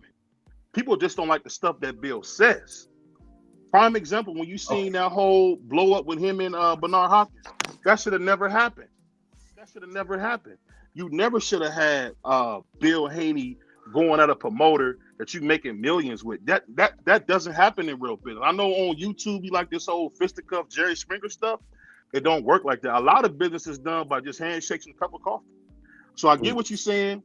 Don't come here saying I don't support Devin, because I do support Devin. All I'm saying is I'm going to critique him because nobody's perfect. Everybody makes mistakes along the way. And as I get a chance to learn the business of boxing, I go to fights and actually meet the guys and talk to the guys. It's a different perspective than sitting on my couch, man, making turkey sandwiches, man. I'm not at the house making turkey sandwiches. I'm actually at the fights talking to the guys who sign checks. So that's all I'm saying, Insane. Go ahead. It's your turn. Okay, fine. Let me address two things. So you said you haven't seen Devin Haney on anything. I haven't seen Lil Wayne on anything neither, but music videos and verses. And Lil Wayne does nothing but rap, and he's one of the biggest artists alive who's made multiple $100 million. Okay, now let me move on from there. Now we're just talking about him. You don't remember Lil Wayne was doing Sprite? There's no friends in. I don't remember that. There's no friend in business. You must be young then, because Lil Wayne did a whole huge campaign with Sprite. Well, hold on. You got to remember too. Though, hold on. I'm gonna be honest with y'all, bro. I was in. Hold on, BVO. Let him. He been waiting, BVO. Let me finish. No, Lil Wayne had his own. I was in the pen. Bro. I was in the pen, bro, for a lot of majority of my time, bro. I was in the pen, so that makes I sense. was in prison, so that makes sense. So I'm just being honest with you. You only gonna see so much. You're right. Go ahead. Right.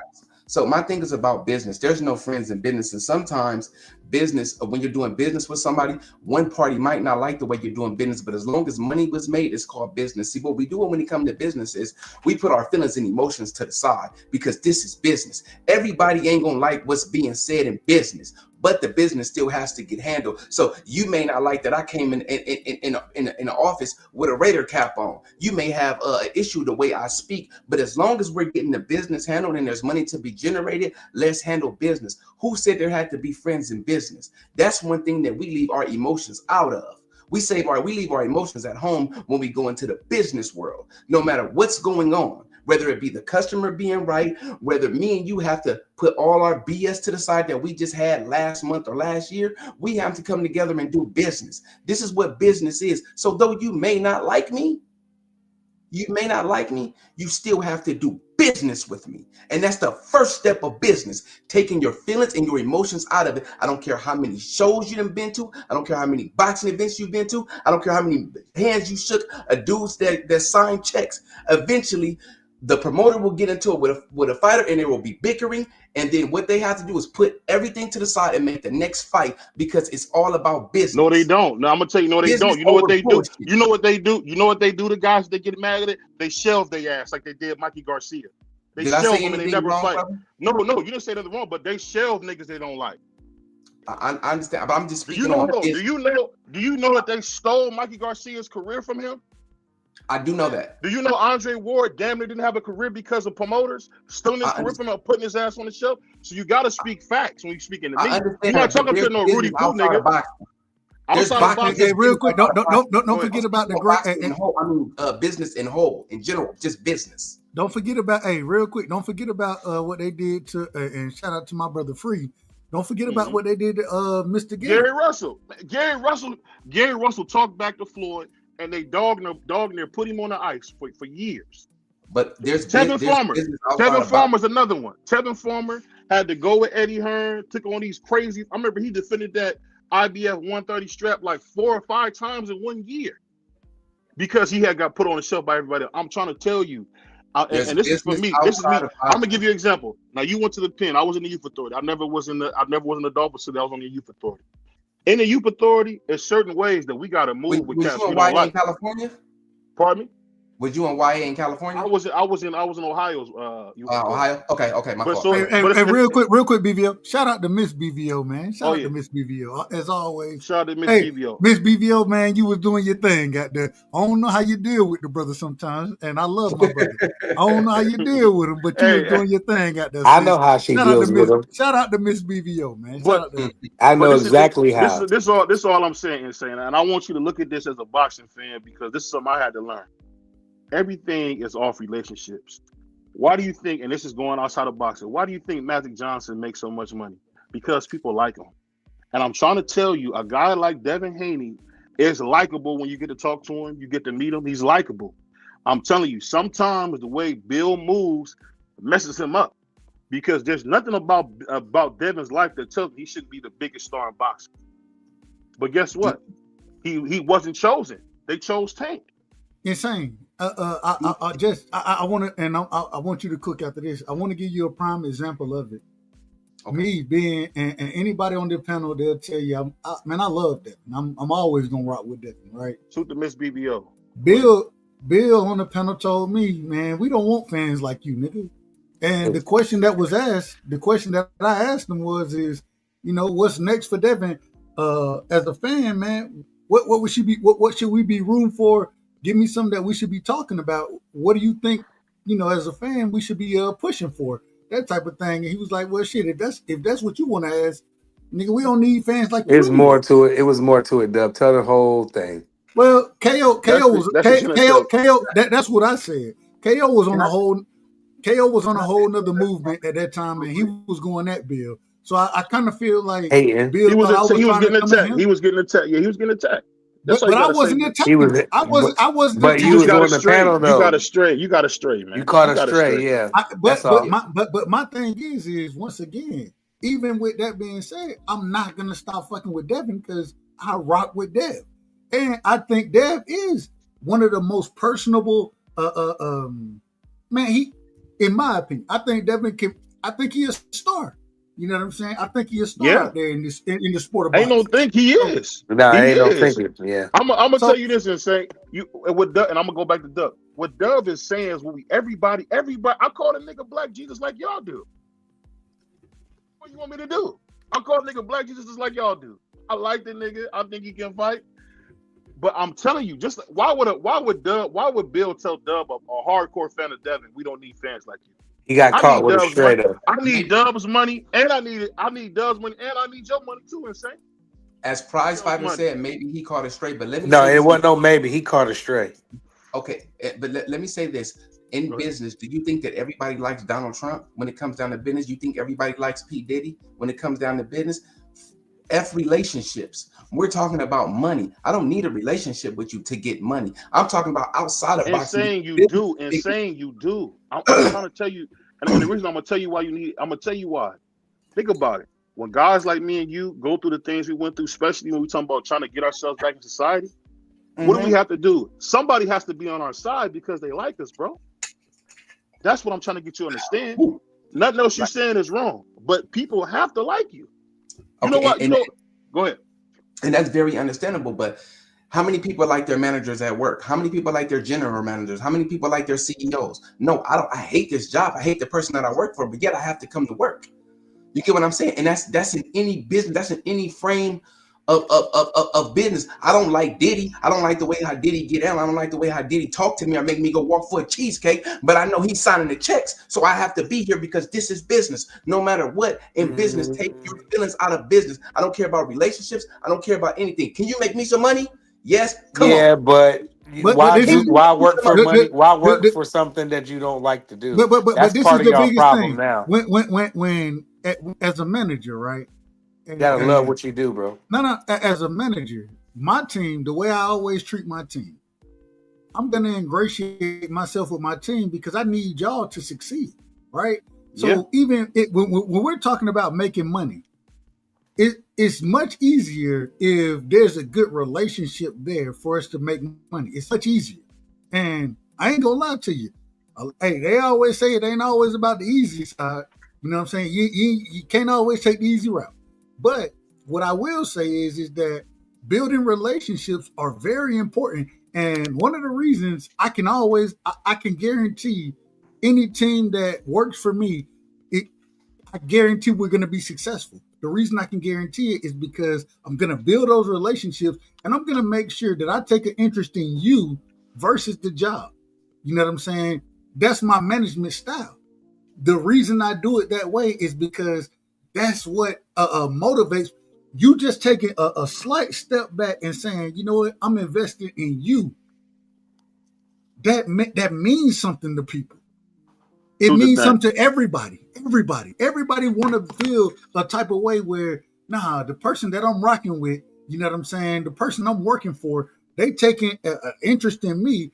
I'm gonna work that much more harder for that individual, even just because. Same thing with as a fan, when Bill sit here and say certain things, he out of order. But man, I rock with Devin. You know what I'm saying? And that ain't gonna stop me from rocking with him. I don't rock with Bill like that, and maybe we'll have a conversation one day, and he'll be like, "Man, hey, I was out of order." Whatever. Who knows what will happen? But you ingratiate yourself with the people that you're working with, regardless. The reason you do that is because the easier that relationship is, the more money that we can make, because it's an easier situation, and don't nobody want to be in a bad situation, a stressful situation, whatever you're saying. Nobody wants to be there and just say, well, at least we making the money. We're going to make the money regardless. But if we have a better relationship, we can make this, instead of it being a 5-year situation, it could be a 20-year situation where we making money together. That's how you got to look at it. You know what? You ain't gonna make no money if you hate what you do. Hold on, let me say this real quick. I think what Ms. BVO said is true. People don't leave job, they leave manager. And saying one thing, I'll tell you this. One thing you always like, especially when you're in trouble and you love when you got that counselor who lets you have a little bit more fun. Am I wrong? That little juice, definitely. And the reason you like that is because you got such a good relationship with them. They let you do what you want to do. And that's what I mean. And that's all I'm simply saying. Nothing you're saying is wrong. I'm telling you, and this is just my opinion, if Devin, as much as people like Devin, if Devin was with a guy who could just be quiet a little bit more, it'd be different. I'm gonna tell you, you know what Bill is doing, what Dame Dash is doing. You guys realize that Dame was over the top. No. Bill is over the top. Bill is over the. Don't mistake. When he's doing that stuff, you see, bro, he's over the top, bro. The best way to make money in business is to do it like you see what Jay-Z's doing with OG1, where we be quiet, we get our money, we go home. How many times have you seen Leonard Elliott because he's been working with Tank? I've seen Leonard Ellerbe a lot, but I've seen Leonard Ellerbe get disrespected by Floyd Mayweather and Carl Ferris. No, I'm talking about since he's working with Tank now. I'm saying since he's been working with Tank, how much have you seen Leonard? I haven't seen Leonard recently. I haven't, but somebody just and you know why you go ahead. Somebody just told me he just popped back out or something like that. The reason you haven't been seeing Leonard is because Leonard has been too busy building up Tank's career. And if you think about it, this Jake Paul fight for the money. I'm gonna tell you this, and I'm gonna tell you this. It's saying if I say, hey, bro, I got $20 million for you to fight a guy that you can hurt easy, or I'm gonna give you $8 million to be the dude who arguably beat you. Let's go get that dub. That's what I mean when I said it. You gotta get that money, man. The thing with Tank that kind of sucked. He could have got that money if he would have fought Shakur Sanchez. If he would have fought Debo Haney, he would have got that money plus more. It's just that simple, bro. Hold on, let me say something real quick. Let me say something real quick. So you know when so you know when it basically comes down to, like, Lamont Roach made a point. You see what I'm saying? He said, look, Tank could have got the same amount of money that he's getting. You know what I'm saying? Fighting Jake Paul, fighting me, or almost close to it. He said, and the reason why is because of the gate, because he is the A side, and he brings in money. Everybody knows this. So he's going to be getting the gate. He's going to be getting, whatever else they work and negotiate out in the contract. You see what I'm saying? So he does have a point when he says that. So, and I'm not here to just, disclose or to go back and forth about, why he did this and why he did that. What I'm saying is he still could have made that money, and he still could have took on that fight, but it just came down to basically him, on his court date. It didn't go the way that I don't know if it went the way it was planned or it didn't go the way it was planned. Are you talking about when you fought Frank when he was facing all that time? No. I'm talking about Lamont Roach. No, the rematch. So he could have actually did the rematch with Lamont Roach. What it came down to is basically they're waiting. That's why they shut up, and everybody's like, why hasn't he made it? Why haven't they said anything about the fight happening yet? And the reason why is because they're waiting on his court date to go through, because they wanted him to take whatever they were taking. They wanted him to take that so he could have committed to that date, that very first day. But what he went in there and did is said, I'm not doing that. So they arrested him. You see what I'm saying? Okay, so that's the reason why that happened. Go ahead. Let me say one more piece to that, and I'm just gonna go back to the business, and this is where I'm gonna leave off at. I don't know if you guys are religious. I don't know what you guys believe in. Whatever you believe in, your higher power or whatever. But I believe in what we call the 48 laws of power, right? And that is my Bible. By Robert Greene. You know it. So every step of that is the steps I take every day in life, and those steps right there will help you in business. They even have a follow-up one called the 50th law. You get what I'm saying? So where you mix the street life and business. You know what I'm saying? In one. You talking about the one with 50 Cent in there? I'm talking about so the people know. Yeah. No, the one that's written by 50 Cent and Mr. Green. And Robert Greene, yeah. Yep. Yes, and Mr. Green. So the thing is like that, when you use the 48 laws of power and you can implement it in your regular life and you can implement it in business, you get what I'm saying? You will understand that you don't need emotions when it comes to business. You're just doing business to make to make money, and you can make a person feel like, they're in charge, or more, or they know more than you are, whatever. As long as you're getting your money, that's truly all that matters. You take emotions out of everything you're doing except your wife and your kids. Everything else doesn't get your time nor emotions. I don't need no new friends. I need some business partners to make money with. I'm gonna say this about Robert Greene, because I like Robert Greene. One of my favorite books by him is The Art of Seduction. I like that one too. The thing about Robert Greene, I'm gonna keep it real. He's white. Me and you are black, and blacks have to have relationships. I'm just gonna be honest with you. The reason BVO has been successful is that I had a really good uncle. Shout out to my Uncle James, God rest his soul. Who showed me the power of being Sammy Davis Jr. And you say, oh, Sammy Davis Jr., this and that. No, Sammy Davis Jr. brought Frank Sinatra to the Million Man March. That's what Sammy did. Sammy brought Jerry Lewis, Dean Martin to the Million Man March. Why is that important? You think the cameras wasn't going to see the biggest nigga in the world, Frank Sinatra, at the Million Man March for an unknown minister from Georgia? Man, how old are you? I was a kid when that happened. No, you weren't alive when that happened. The Million Man March? I'm 40 years old. No, not the million, not the minister's Million Man March, the original one of '63. Okay, I'm saying it. No, we wasn't, but I read about this stuff. Hey, real quick, BVO, he older than both of us. Respect. Yeah, you are. I'm look younger than both of y'all, though. How about that? Yeah, if you on drugs, if you on drugs. Hey, but let me say this. the thing I'm trying to get you to understand is basically simple. When you have good relationships, people pay you to take their money. I don't know what Magic Johnson does. I really don't. But guess what I keep seeing Magic do? He owned the Dodgers. He owned the Commanders.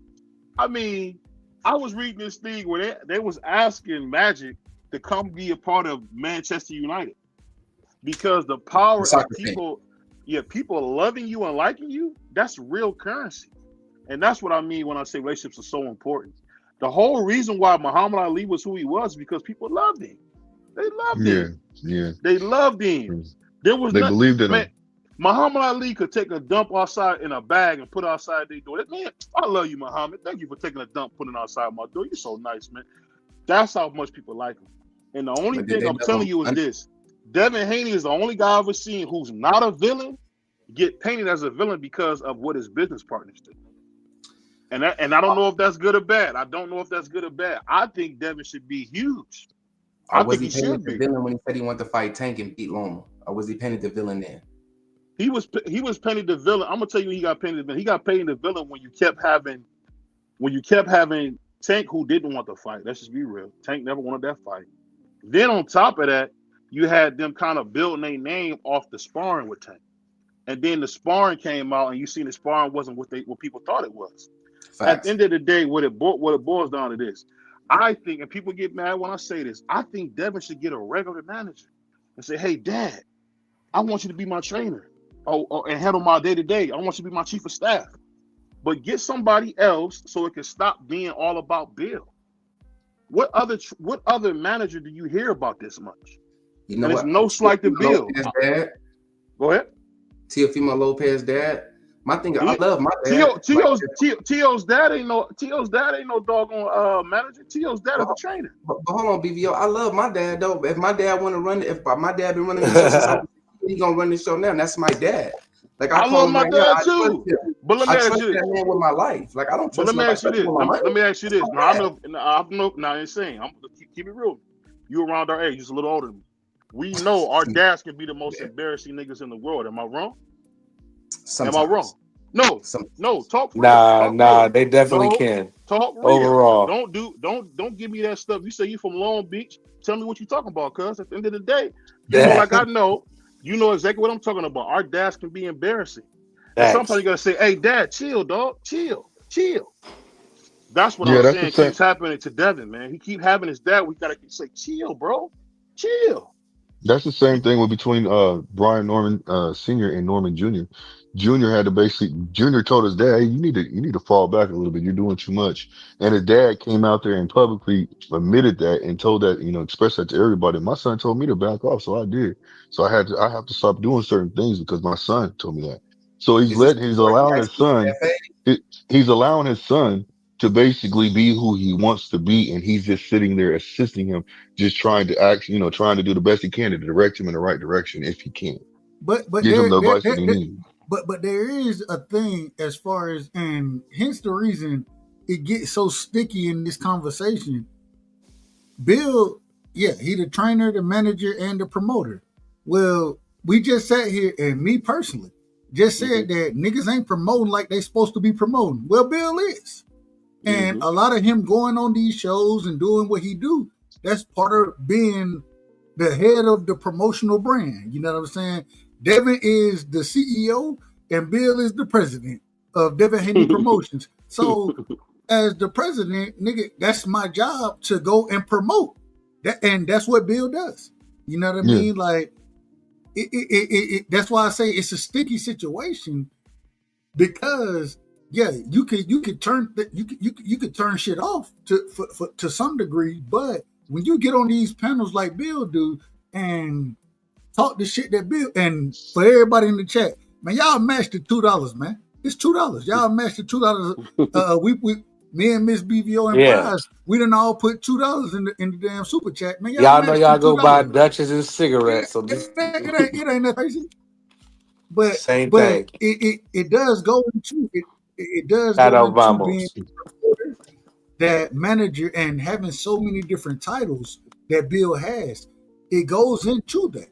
And so I think Bill, the way he does it, he's promoting his son. The reason he owned all these channels, the reason he owned the Boxing Voice over at BF, over at hell, you name the channel, he over gonna there with pull the up. general, yeah.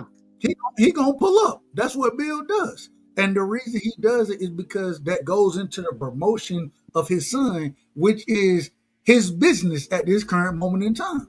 His son is his business, and you got to promote accordingly. So I think he's doing a good job promoting, but at the same time, I think that he need to lose a title or two.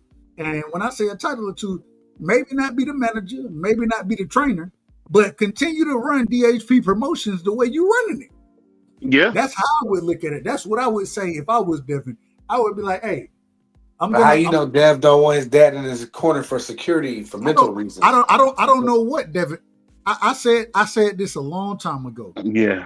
At the end of the day, you can bring whatever trainer you want to bring in. You can bring them in.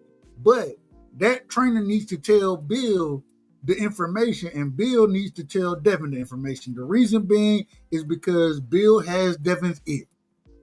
Every trainer is not gonna have your ear. When I done heard my son right now, when the nigga plays soccer, guess what? hey, this is a true story. I'm one of them people. You should be running, nigga, run. That's what I'm out there yelling, right? That's what I'm yelling. But he hears it better from me than he can hear it from his coach. You understand what I'm saying? So that's how it goes. I have his ear. And so I'm not saying take Bill out the corner or anything like that. What I'm saying is have somebody tell Bill and let Bill parrot those instructions, because Bill will always have Devin ear. It's that simple. You ain't wrong, Doug, but I feel like that he's no. I'll let you go, BVO. I feel like Bill is in the corner during the fights because of Devin. And go ahead, BVO. I'm gonna ask Free, and then I'm gonna ask Insane this. At what point can we say Devin Haney is doing everything you want? There's really only one thing stopping him from being who he should be.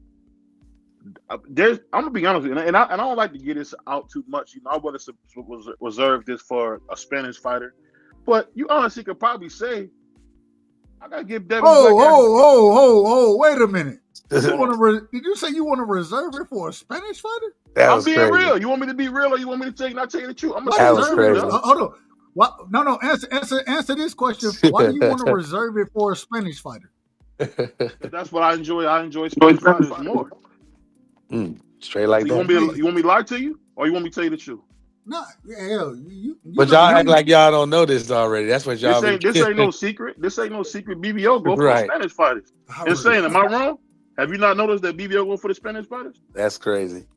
I noticed that BVO be hating on Devin Haney. Nah. Devin Haney, and I call that nigga Black Jesus, bro. That's crazy. When me and BVO had our first because you call him Titan show. And I heard, oh, my bad. Go ahead, bro. No, my bad, bro. I wasn't trying to cut you off. I was trying to find my wallet. Was that you, Blue, that tried to steal my wallet? Shout out Boxing Scholar. He said you cooning. Hey, moving forward. I'm gonna steal your wallet. Favorite fighter is T.O. Think about it. I'm gonna steal your wallet, and then I'm gonna help you look for it, BVO. Moving forward. After what you just said. Hey, a nigga stole my phone, and this nigga helped me tear up my grandma's house, and the nigga had my phone the whole time. Y'all laughing. This BVO said that BVO shed a tear when he met T.O. That's a lie from the picture. We gotta get you some meta glasses so you can that's why that nigga Blazer. Hold on. We gotta say this. No. Let me get my point off. I ain't been talking that much. I got you. I gotta say this. Shout out to Miss BVO for telling the truth. Hey, hold on. Wait a minute, BVO. Wait a minute. Let me finish. Wait a minute, man. Shout out to Miss BVO for telling the truth. She said, "Hey, Dub, you know BVO shed a tear when he met T.O." Look, that's why. And she'll tell BVO about himself in person too. That's why BVO glazed over the fact and said, Nah, T.O. Racist. He told me what he said. That don't mean he got to lie to you in his face. You know what I'm saying? That nigga T.O. said, "Oh shit, I'm gonna tell him anything. He gonna believe me." That's another fan Man, I added to T.O. the was scared to equation. death. He was scared to death when BVO acted like, well, he didn't act a fool, but he was scared to death when BVO cussed the pizza man out. T.O. didn't even look and I pick didn't his cuss the head up. pizza man out. And Stop that's a telling Can I people that fact. answer lie. that question for you, BVO? T.O. Hold act on one like second. none of Hold on that one stuff second. was going on Hold on one behind him. second, y'all. Hold on one second. We got my OG in the house. The coach and Hold shout on, the hold on. coach. We got my OG in the house, man. Bernard, what's going on, Bernard? Yeah, People saying I was crying when I met T.O. Tell them that ain't true, try, Like a baby. It's true, brother. try, try. You You said, wrong, "Yeah." Bernard. Brother B, now I'm glad you made it home because you was talking like you was about to do a $120 on 95. So I'm glad to hear your voice, brother. He did. He I did. Yeah. did. I Jalil, got brother home Bernard said, 5:30 in the morning. Brother Bernard said, we leaving tonight. Jalil was like, no, we ain't. He said, yeah, we are. I was crying, bro. Oh man, y'all got me crying out here. Man, Hey, I wish you was there, Doug. You would have had a good time, bro. man, when Jalil said we staying tonight, man, Bernard Yeah, said we Brother ain't B staying said, no, tonight. we ain't. Brother B was the one that said, no, we ain't. Yeah, he said no, we ain't. We ain't staying tonight. Jalil was ready to Jalil stay was like, tonight. man. Please Jalil don't wasn't. forget that question, Man, BVO. Go ahead, man, Bernard. Go ahead, Let go me get ahead, that B. question from you. Go ahead. let me tell y'all something. When you've been married 20 plus years, Mm-hmm. when you enjoy the person you sleep next to, when your person that sleep next to you made you go buy a used car because that's what a bed costs, you want to get in it every single night. I am not going to miss a night if I'm within 5 hours of my house of sleeping in my bed. That will never happen. That's tough. But go ahead, I Insane. Go ahead, I know Insane. My Brother B bad. Go was ahead, Insane. eastbound on 95. Go ahead, Insane. Now, can you repeat the question, BVO? I'm sorry. Can you repeat the question? No, I said, what else could you say about what else is holding Devin back if he don't get in no trouble? He's been pretty clean cut. What else is holding him back there? There's nothing holding Devin Haney back at all because, like I say, his father was one of his best motivators in his life. His father coached him to be the undisputed champion. We have fathers out here that's leaving their sons to prisons or to the grave. We have fathers out here that's not even in their children's life, but we know them because we met them before. And since me and you been in situations that we've been in, we know that a lot of fathers are not there. And we heard of fathers being in the same prisons as their son. So Bill Haney actually did a complete 180 to do everything for his son. And you see his son thriving. So you made him a multi-millionaire in the early 20s. You made him a world champion. He's a great father to his child now because he has a great role model to look up to. What else does a black father need to do? Because he opened up every door that Devin wanted to be in. He sacrificed so much for his son to be at the top. And his son is at the top looking down at everybody else. That man don't have to work another day in his life. He has generational wealth. And that all starts with Bill Haney and what he instilled in Devin Haney. So when you ask me how far as he can go, shit, the next step is to heaven because he already got it on earth. Hey, say you. Hold on, BVO. This dude is man. Hey, BVO, real quick. Hey, I'm gonna give you a job, man. You got a job over here, man. Dude, BVO, real quick. Instead of allowing you to respond to that, we got a boxing father. We got a boxing father on the panel with us.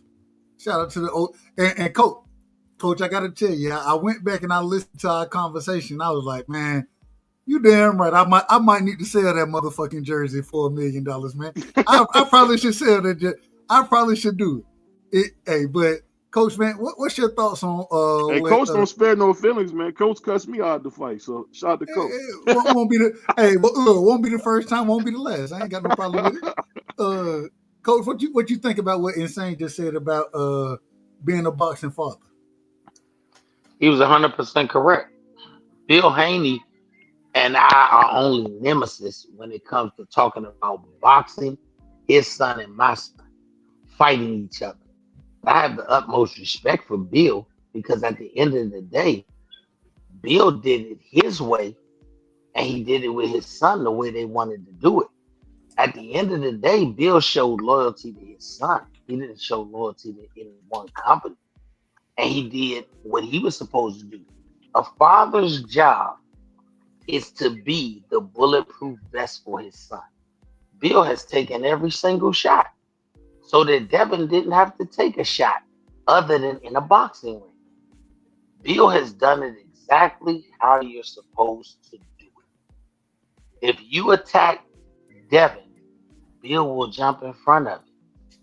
And everybody who attacks Devin with a financial motivation. The young man is a draw. Regardless of what you feel, if you can consistently make the money he makes, as often as he makes money, take a loss, everybody say you ain't this, you ain't that, and still be in a financially secure situation, then that means Bill is doing everything right, not doing everything wrong. If you look at Devin, he doesn't have a single attribute that should get him the money that he gets. He's not a puncher. He's a good boxer. He doesn't give you nothing spectacular. Amazing boxer. Amazing. Yeah. And he doesn't have one single superlative. Like a tank, you got a big shot. You can see anything. Mike Tyson had that. Roy Jones had showmanship. All of these other guys that we put in that financial bracket had something. Devin is making, I would venture to say, Devin has done more with less than people who've had more and did less with it. I would venture to say that. I think he's financially secure. I think he's a first ballot Hall of Famer. And I think Devin still, as young as he is, hasn't even hit the prime of his career yet. Mm-hmm. So if you want to look at all those things put together, then guess what? You can't tell me Bill has done one thing wrong. At the end of the day, all the promoters still gonna work with him. They understand the show. And I'm gonna tell you, like I give Bill his credit for. When I was in Vegas at my son's last fight, I seen Bill in the hotel hallway. In the lobby area. And when I walked up to him, I said, "Oh, fake ass pimp." Bill said, "Boy, you a shit talking too." I said, "Yeah." And guess what? Bill said, "Good brother, I want to give you some advice. Your son hot as fish grease right now. He don't talk the same way my son don't talk. It's your job to talk for him." And ever since that, everything else has made a complete turnaround because Jalil's not a talker. So somebody has to do that job for him because ain't no promoter going to talk for you other than the day that you got to fight for them. It's up to you. It's up to you to be the squeaky wheel. Bill been the squeaky wheel for Devin since the amateurs. Y'all ain't give a damn about Bill talking shit when they was amateurs. So why you care about it now? It worked for them. You can't tell a man who's made in excess of $25-30 million that he doing something wrong. And especially when you ain't made $25 or $30 million. And you don't tell yourself you done nothing wrong. We criticize Bill Haney every day in the media, but we don't even criticize ourselves in the mirror. Come on, Chad. Amazing. Go ahead, Insane. Go ahead. I want to hear what Insane got to say about that. Okay, let me say two things. Just one. Hey, the boxing scholar, boy, I cook you. You can cook that food. And they're woofing you in tight. Nigga, it's a link there, pimp. Let me go back to what the kind gentleman said. He said 100% right. He said nothing wrong. You know what I'm saying? Us as black fathers, what we have to do is teach our sons. You get what I'm saying? Because if we don't teach them, somebody else will teach them, and that's called the judges, the Justice Department. You know what I'm saying? The police or whatever. We know how it is in America. You know what I'm saying? So let's give a round of applause for all the fathers that put their sons in better places. Brian Norton Sr. You know what I'm saying? Him being one. Bill Haney. You know what I'm saying? Y'all see what Floyd Mayweather's daughter is doing. And, hell, you gotta even say damn T.O.'s dad. I know y'all don't like him, but hell. No, T.O.'s dad too. All these boxing dads. Every dad that got their son in the NFL, any sports or any type of business like LeBron James or any type of business outside of sports, give them a round of applause because we are attacked more than anybody, and our offsprings are attacked. It's just in this case, these offsprings have multi-million dollars to their names, and they will never struggle again in life. So you know what I'm saying? You ask, what can Devin Haney next? His next journey in life is to meet Allah, which his dad even put that in his life. So now he has not only has he had heaven on earth, but now he has a path to get to another heaven. That's what you call a father. So what else does Devin Haney need? Now, BVO, I need you to answer that question now. This is what I'm saying. In the boxing scholar, you can get cooked. Homie, like, stop playing, bro. Let's get it. Let me say this. I think this is the thing I'm saying. This thing I'm saying about Devin. Look, Skyler. And I'm sure my man, Brother Bernard, can agree with me on this. Usually guys that's as clean cut as Devin are big stars in sports. Usually guys who never, you heard about the restraining order, but that's small. That's small potatoes. But you usually see a guy like him be celebrated. I think he got to figure out a way. Not true. How not true? Let me tell you why it's not true. He got the worst set of things going for him. Number one, he's black. Number two, he has a real father. Number three, they got above average common sense. Them the three biggest things you got going against him. Let me keep this 100 with you. Mm-hmm. We have been shadowed in a light where the only way we get the top light is if we play the thug or the villain. We are not casted to be the De La Hoya. We are not. When the last Golden Boy that you seen that was black, other than Sugar Ray Leonard, other than Sugar Ray Leonard, he was the last one. If you look at football or you look at basketball, it wasn't until LeBron became the villain that everything took off for him. And I mean, as far as where he is now, look at Latrell Sprewell. He had to choke PJ Carlissimo. He was an all-star before that. But he left rings around that nigga. He went to new heights when he choked PJ Carlissimo. If you look at anything that they put us in the light of, it's when we're willing to play the villain. So don't get mad at somebody who's maximized the villain role. Don't get mad at that. Look at Adrian Bronner. When Adrian Bronner was Adrian Bronner, nobody paid attention to him. When Adrian Bronner became AB, they paid attention. When he became the problem, they threw money at him. They threw it at him because historically, society has put us in the role of the villain. When you ask people about what they want to be or who they want to be, how many people have you ever heard say they want to be Luke Skywalker? Nobody. But everybody wants to be Darth Vader. It wasn't by accident they put him in all black. The bad guy wears black. The good guy wears white. If you ever watch any type of movie, that's the portrayal, even subliminally.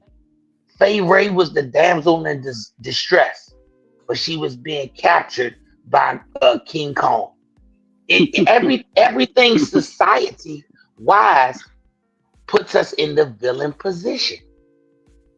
And for those who have understood it and they've capitalized on it, don't be mad because they capitalized us in a position that we in. And have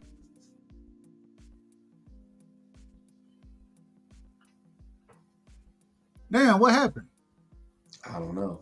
His phone probably died. Yeah, but well, real quick. We'll go back to boxing. Go ahead. Or he got a phone call. I want to take this back to boxing real quick. And hey, we got my brother Bernard back. Let me finish what he was saying. We ain't get to hear you finish. So yeah, we didn't know what you said at the end, Coach. And half of the time when we got our own and we stress them out because do you realize we the only race of people who do not support our guy if he's not the villain? Do you understand that as a black people, we will not praise our own for not being the villain, but we will do everything for the villain.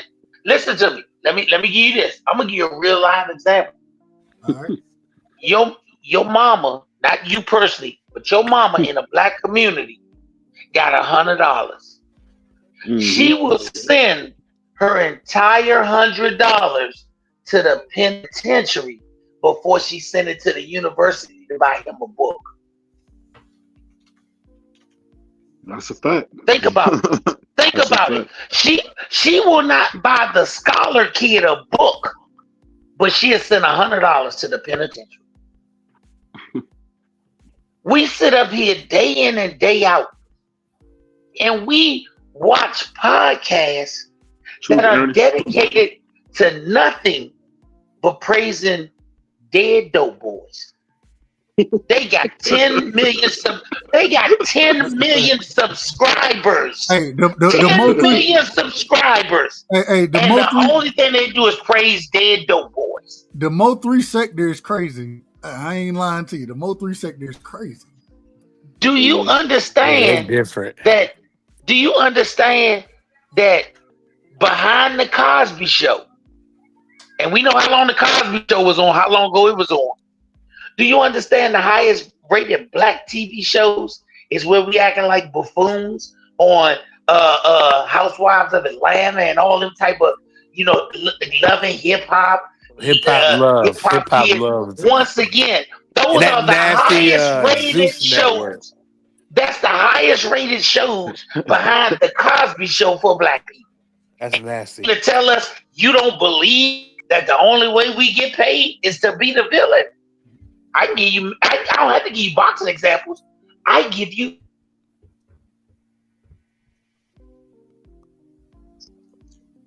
look at Floyd. Look at the metamorphosis of Floyd Mayweather.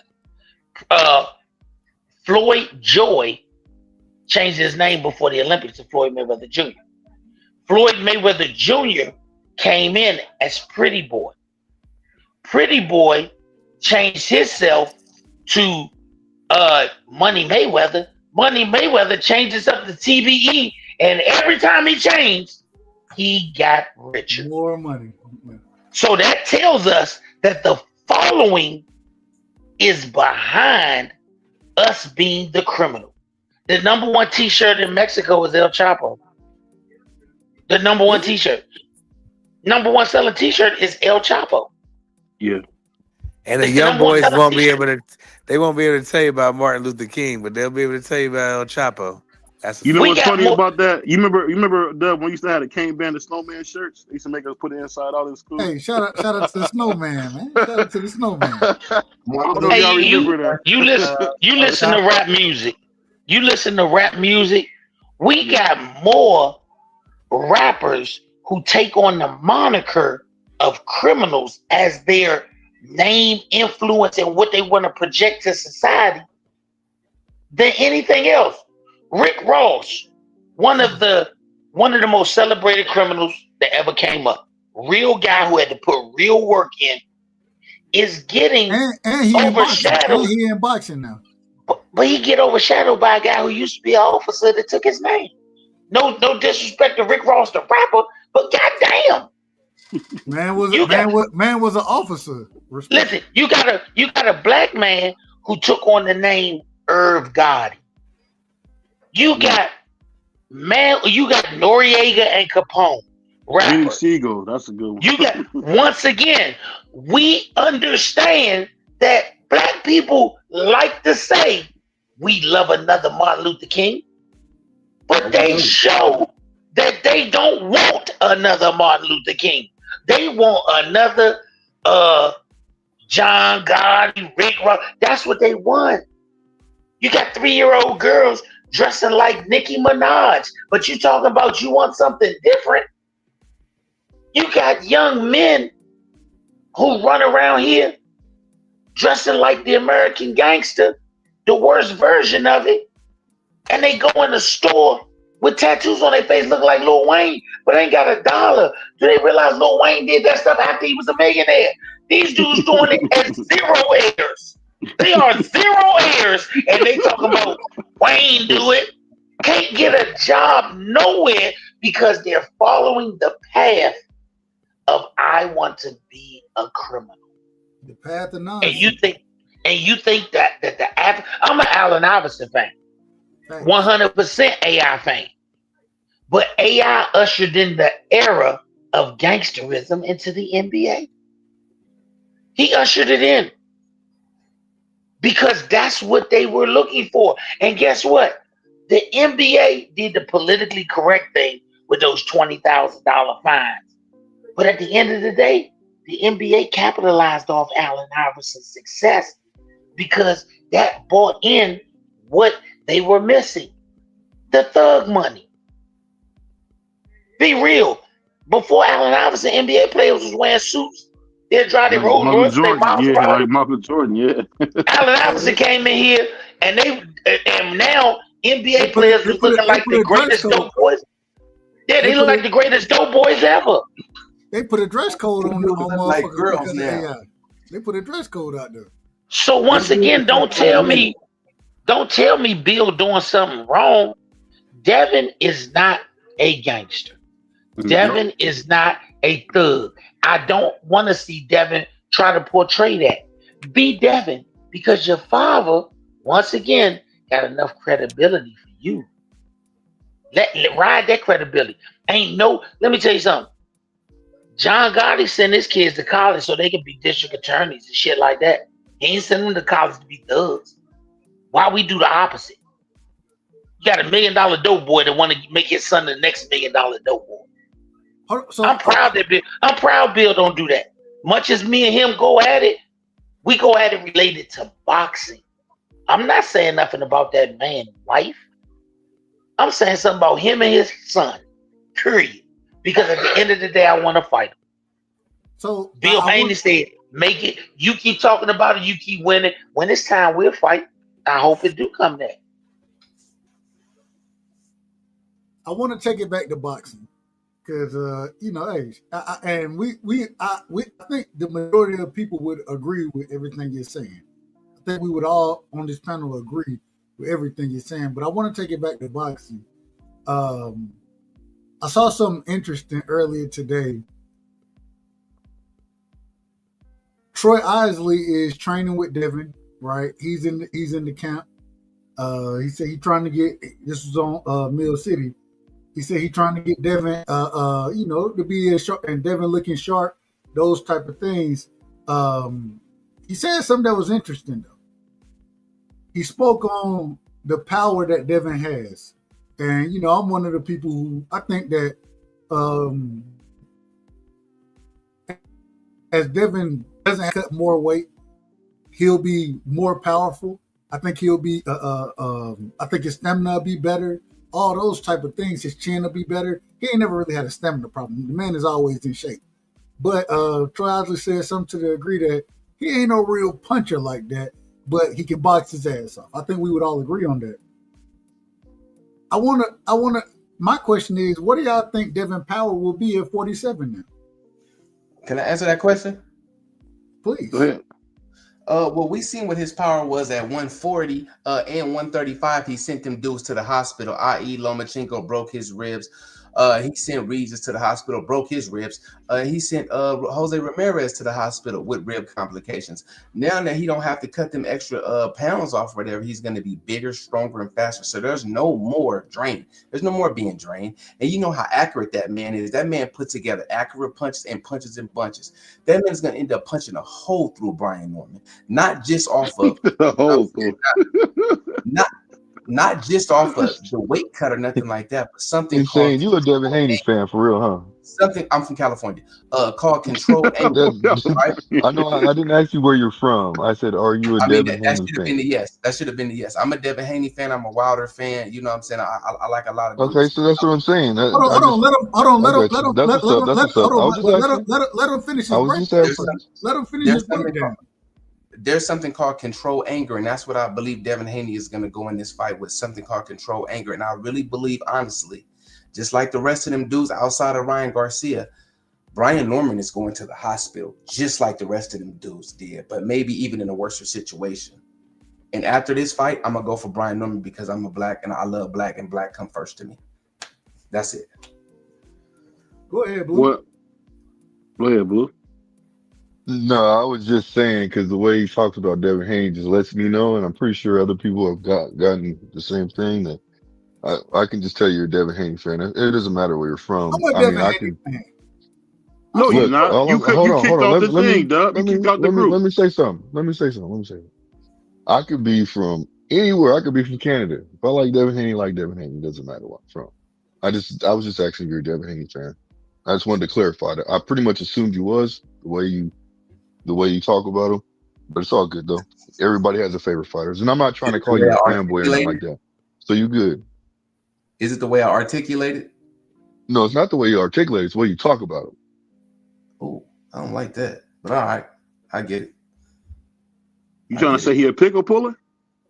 Please Come don't on, do man. that. I ain't saying that. Please don't do that. Stop it, man. Stop it, BVO, BVO. hey, BVO get the smoke started. You trying to get the smoke started? BVO, It's a whole link right there, bro. You can come get you a this pickle work. puller, man. You can't let him do that. He called you a pickle puller, man. Get it. Come get this work. Nah, you cool, man. It's ain't. Dude.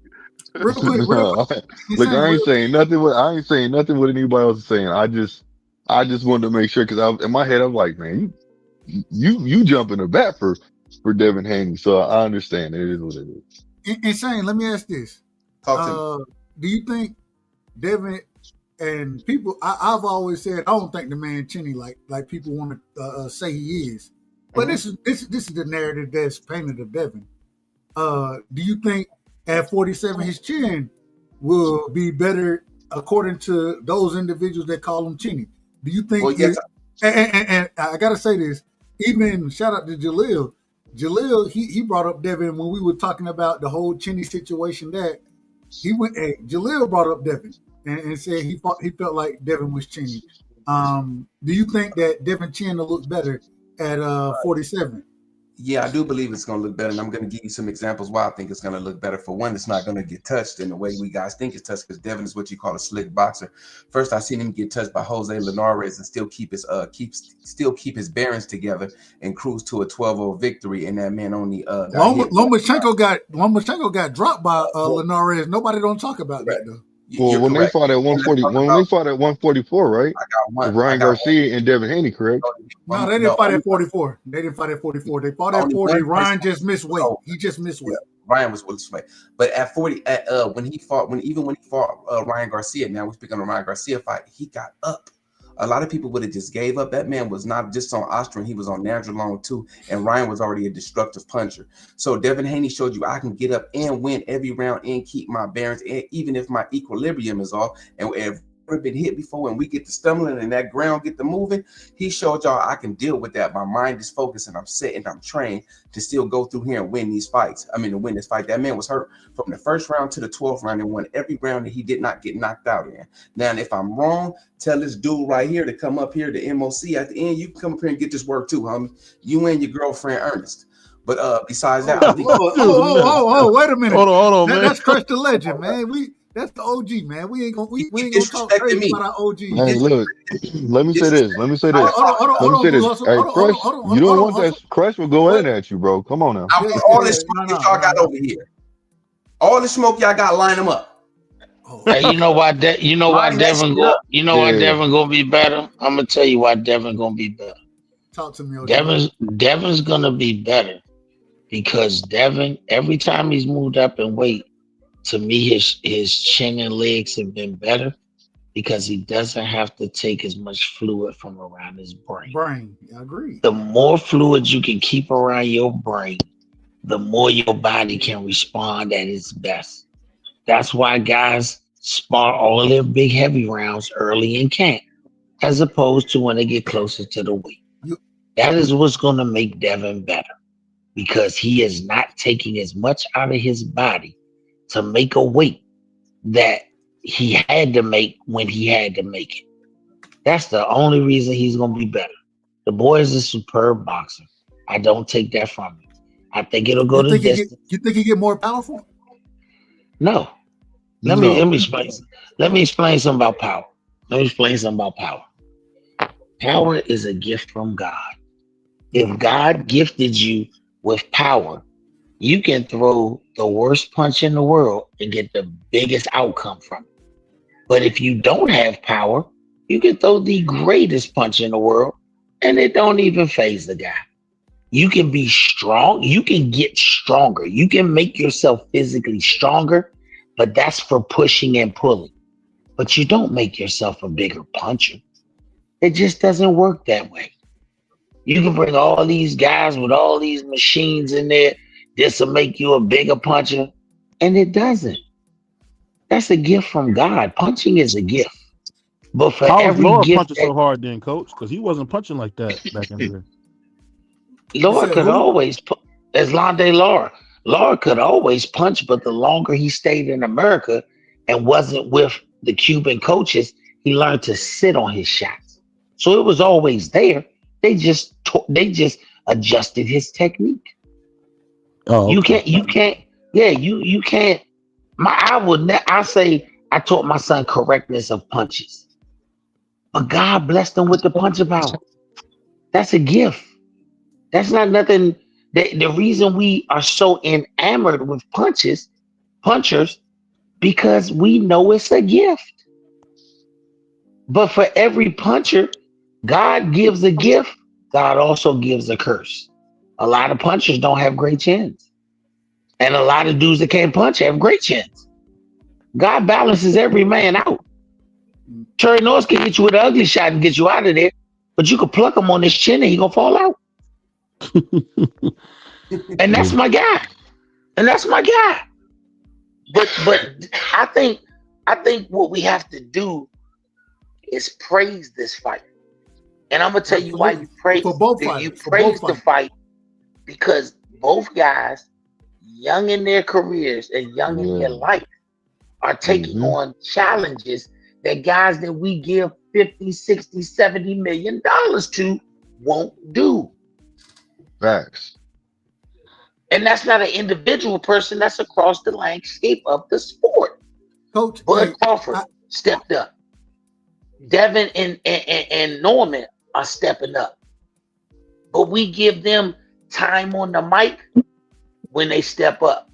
But we don't give them time after that. We giving guys that ain't even got a scheduled fight against the guy we want to see mic time. That's where we look like fools at. Real quick, Coach, I gotta ask you: were you there when BVO met Teofimo Lopez? Were you there? Oh, man, hey man, look here. I thought he was gonna melt into his arms. I know you lying. Go, man. Tell the truth. Hey, tell the truth. Like the old folks say, tell the truth and shame the devil, man. Tell the truth and shame the devil. My man BVO he's just a laid back, quiet dude in person. He just not, he ain't that guy. And me and him had a good conversation, and then he kind of livened up. But without Miss BVO, he's nothing. Shout out to Miss BVO, man. That's a fact. Man, look, I will tell y'all this. He ain't want to ask Fab for a picture, so his wife got the picture with Fab. She had the nuts to say, "Hey, can I get a picture, bro?" He said, "Sure." Then he looked back there, oh yeah. He had to laugh. But nah, man, the dude real reserved, man. He real reserved. He a good young dude, but he real reserved. Is this why is this before or after he dissed my whole culture? And this man, hey man, look here. He got us on the turntable. He keeps spinning us around and around, man. He with us, but he a good dude. He one of the best Black Ricans I've ever met. Black Ricans. He said Black Ricans. Like I'm gonna say this and saying if you got to talk to T.O., just like you seen Devin dapping him up, you probably dap him up too. He seemed like a real good dude. Hey, but you see, Jalil don't care about that. Him and T.O. cool. They over there chopping it up. Jalil, be your own man. Hold on, Look like Jalil had some words with Hitchens, man. Did he came Hold on, back? Coach. BVO said that Jalil told Hitchens, sit your ass down, nigga. Sit down. Man, him and T.O. going at. I mean, him and T.O. going at it when he on the mic. Hey, man, look, the dude, he had work right at that point in time. He couldn't get back. But if you think about the boxer fraternity, most of them dudes know each other. They know each other. So they go through the back and forth. Jalil done been in a lot of back and forth with a lot of dudes. And it's not by any accident that I publicly say and don't have a problem saying it. A lot of them dudes are scared of Jalil. He like Debo to a lot of them dudes for real. Shorty like Debo to a lot of them. And I always say it publicly, and you never hear nobody say that's not true. Don't think because he boxed, he a killer. A lot of them just got the skill for boxing. They can play the drums, but they ain't in no band. He said they can play the drum in the band. Let me ask this. Move and for the panel, real quick. Y'all, we heard what Coach said. We heard what Insane said. Anybody else got anything on Devin moving up? His power carrying, his chin being better. Anybody got anything on that? No, I agree with Coach. I mean, the way I look at it, if you're born with power, that's when you really have it. You can't, manifest it. So, I mean, you can get stronger, like Coach said. So I'm in agreement with him. And I just think that I don't think that Devin's going to be able to knock out, Norman. I just don't. Even when I watched Norman's last fight with Jensen Saki was throwing punches at him left and right, haymakers left and right, and Norman was taking them. So realistically, I don't see him being able to do that. But I hope it's going to be a great fight. I'm going for Norman, and may the best man win. If Devin wins, it's all good with me. If Norman wins, that's what I like to see happen. But that's the way I looked at it. Yeah, but I wasn't crying when I met Tio. I gotta stop that capping, man. I was crying when I met Tio. You started it with TD, bro. When you brought the TD stuff up, that's when he was crying. No, he was crying. That was agreement that Jensen Saki is an awful boxer and he's trash and he's been knocked out by a dude that was at 135, then moved up and stopped and then moved back down. Oh, my bad. I don't think y'all remember that. I'm gonna go back on mute. My fault. Jensen Saki is not good. No, he's not good, but he's not power, good. Though. Hold on, Blue. Hold on, Blue. You told me that you don't go with the wave. You just tell the truth. So now you're telling me Jensen Saki is good? No, I didn't say that. I said he has power. That's all I said. He still got power though. Power to do what? Turn on the light? Oh, cut it out, man. Jensen Saki was knocking out bums. Still, he got power. What you think about he's got power? Knocking out bums. You gotta remember, man. We talking about Black Jesus, man. He gonna go in there and hurt that brother, man. And I love Brian Norman can crack. Brian Norman can crack. Can he get? He can get cracked too, though. You remember he got cracked by Buka Chica. Bro, did he get up? He got up though, man. Hold on, so you on his pockets or no? Anybody can get put on their pockets. Can you get up? The sign of a great fighter is not what he does when everything is going perfect. It's what he does when he has adversity. Like the brother said about Devin. Devin can get dropped 100 times. And if you get up and win 100 times, I give not a damn about the 100 times he got knocked down. Because he got up and won every single time. There's no video I'm going to look at and say that's the key on how to beat Devin if you keep getting up and winning. I usually will look at Ryan. That's not the key to beat Devin because this guy was using drugs.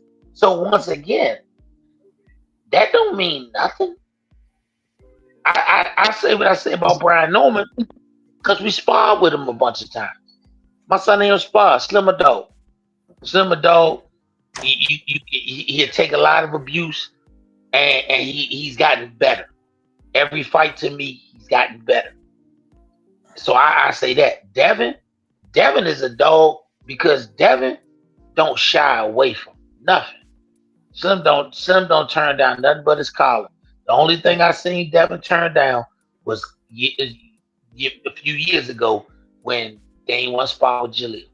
That's the only time I've seen it, and that's the only time I talk that shit. But anybody else, man, that man go to war. That man, y'all ain't never sparred with him.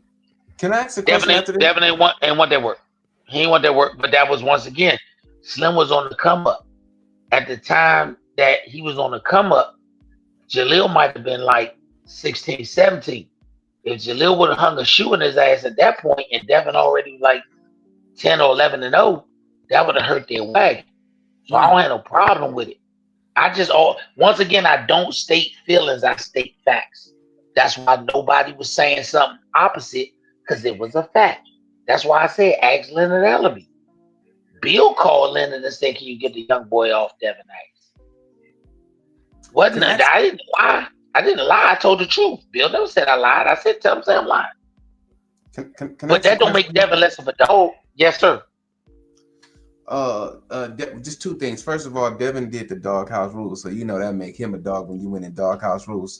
Second of all, I want to ask everybody this question: who gave the power scouter out, or who was there videotaping Ryan Garcia's Ostarine Nandrolone power with Brian Norman's? Because I'm hearing and seeing that Brian Norman is stronger than Ryan Garcia on Ostarine and overweight.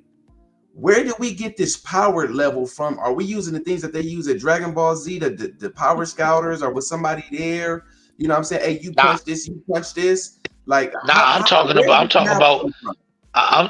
about being in the gym with Brian multiple times. I think somebody who been around something long enough as a coach, as a fighter, in situations where you comparing it against other punchers of the same time, and then I can ask my son, hey, you've been in there with this dude, you've been in there with this dude, you've been in there with this dude, you've been in there with Brian. Compare their powers. Tell me what you think. And my son can tell me what he thinks. Brian? Listen to what I'm saying.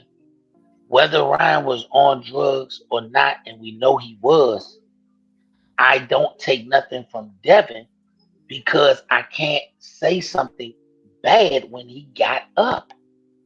No, I think you misunderstand what I'm saying. Can I say that one more time? It wasn't what you said. It was the things that I was seeing, that they saying that Brian Norman hits harder than a Ryan Garcia on two different steroids. And I wanted to know where people got this narrative and where did it start floating around at? Like, how do we know that? Like, where's the proof? Where did a doctor tell these people this? A professor? Did we use the Dragon Ball Scouter? Where did we get this information from? I can say it based on being in the sport, and I can ask my son, and then comparing fighters. I can say it because I can name a list of fighters that call me and say, hey coach, tell me what you see in this tape, and then compare it to me and tell me my superlatives and his superlatives, and including what you think about his power. Real so quick, that have for me tells have y'all sparred Ryan Garcia? No, I haven't got a chance to work with Ryan Garcia. Okay. Haven't got a chance to work with Ryan Garcia. But once again, Ryan on drugs and Ryan off of drugs, Ryan got cracked. I can tell you this. I've been in camp with Tank on at least 7 different occasions. Him and my son have a close relationship, and Tank said he got cracked. He didn't fail Tank's drug test. Tank said the boy got cracked. Tank said Pitbull Cruz got cracked. So if I can get that from a level of that person, then I ain't got no problem saying he right. That's like me telling Barry Bonds he don't know how to hit a baseball. A clean 760. on drugs. It don't matter. Both of them hit the ball across the street.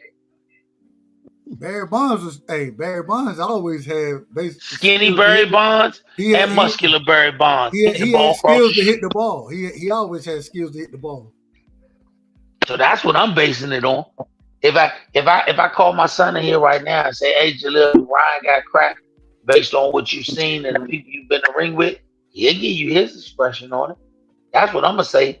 I'm always ask the jockeys how fast the horse run, as opposed to a better. Well, can I ask you this one question, Coach? Where did the power go when he fought Rolly? Because that power wasn't there. Those were two different fighters there. That power was just gone. Let me tell you this.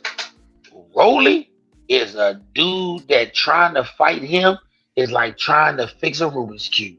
He could come out one way, he could come out another, but my son and BVO will tell you, Ryan, I talked to Rolly. Rolly say, Slim, you the only one that had faith in me. I said from the day they announced the fight, he gonna beat him. I said, and you know why he's gonna beat him? Because I know Coach Silas. I said, this is the first time he's had a coach who demanded a level of consistency. Ishmael is amazing. He's an amazing. He trainer. demanded a level of consistency. And I've been in camp with him numerous times with different fighters. With Israel Silas, I've been in camp with him multiple times with different fighters. And I've seen how he worked. I think a lot of times, I think a podcaster has the gift of gab over 99% of the coaches. But 99% of the coaches got the gift of experience over 100% of the podcasts. That's a fact. Well, that's why we got you up here, Coach. So we can talk to the actual individuals, and hell, we can talk all day. But being able to ask these type of questions, I think it means something. I thought I was the expert. I ain't the expert on nothing. I said I was the expert. I'm just popping it though. I'll say this though, when you think about people like, people don't realize this because he don't talk about this, but Coach Bernard was in there with Gary Sr. and everybody that's on here that know about how great a trainer Gary Sr. was. I mean, RIP to the great one. Yeah, him and Batman as well, man. May God be pleased with them. Batman. Oh yeah, may God be pleased with both of them. I mean, that dude was a boxing savant, man, and to think that a guy like, Brother Bernard got a chance to sit at the table and really learn from him, man. It's not many people that can say that.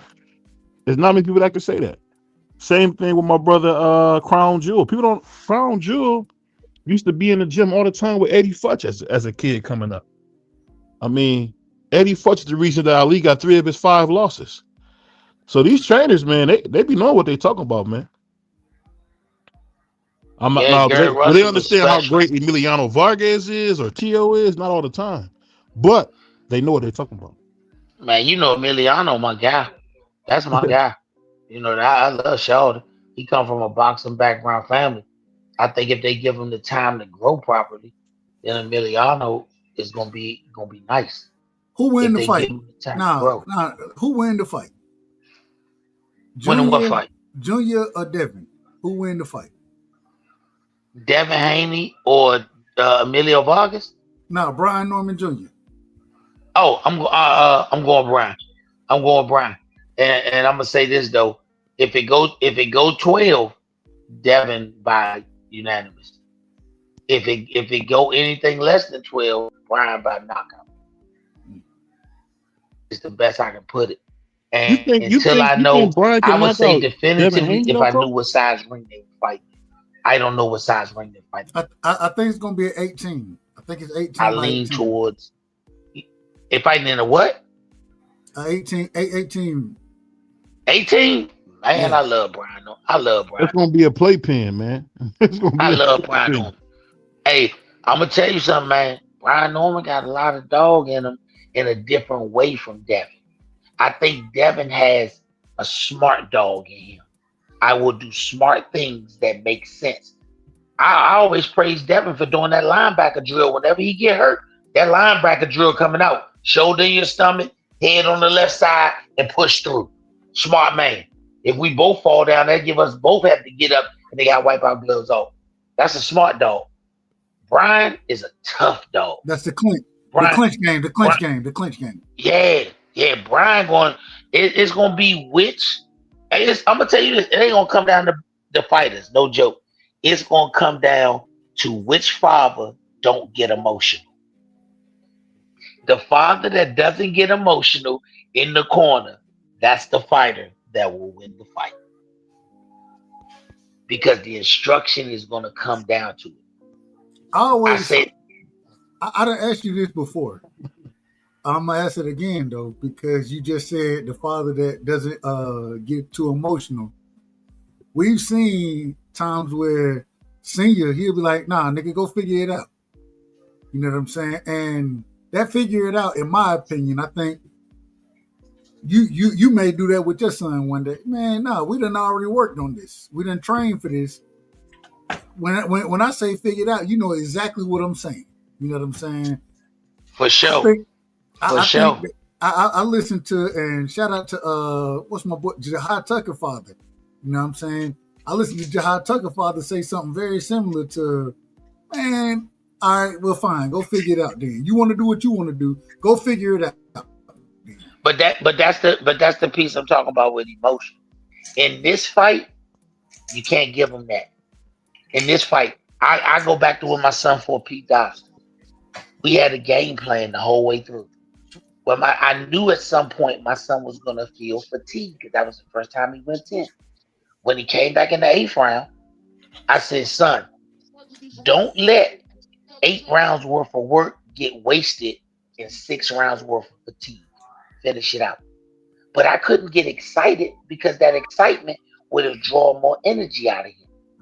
I think in this fight, you're going to see Bill, if they are victorious, Bill kept everything so businesslike for 12 rounds that Devin didn't get a chance to get off schedule. If you see Brian Norman win, then Brian Norman's dad kept him focused on the task. Keep the pressure up. If he don't press Devin gonna put on the boxing gloves. If he don't press him, he gonna put on the boxing gloves. I got Brian Norman winning. If I'm betting my money, I got Brian Norman winning because I like the small ring. I said before I knew, he said 18 foot. If it's 18 feet, I like Brian Norman. I think he can catch up with him. It's gonna be an hourglass effect. Can you stop it before all the sand run out? If it's a larger ring, then it's on a marathon effect. Devin's a great marathoner. Even if we were to say, so 18, let's say it's a 20 by 20. Matter of fact, 22. We're going to go 22. Even if it's that. So if it's 22, you would pick Devin to win the fight, correct? Yes, I would. Dude, let me ask a question to the panel. When do you think a fight is won? When did somebody win a fight? The fight is won outside in training camp. Fight ain't won in training camp. You know when the fight is won? The fight is won in negotiations. Why do you think fighters negotiate for these huge rings? Why do you think punchers want a small ring? Why do you think fighters say he can't, the A-side guy say he can't wear these gloves? Why do you think the B-side guy has to make adjustments? Because fights are won in negotiations. But the problem with the negotiations in this situation is Turkey has already, he already came out talking about the Tom and Jerry situation or whatever.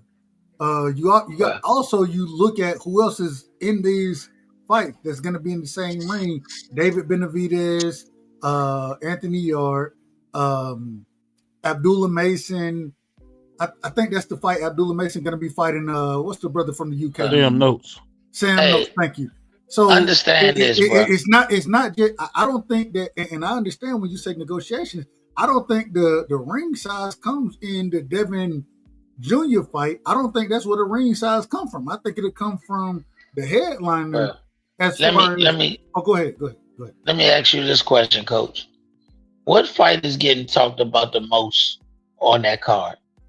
Junior and Devin. That's the A fight. I don't care what order.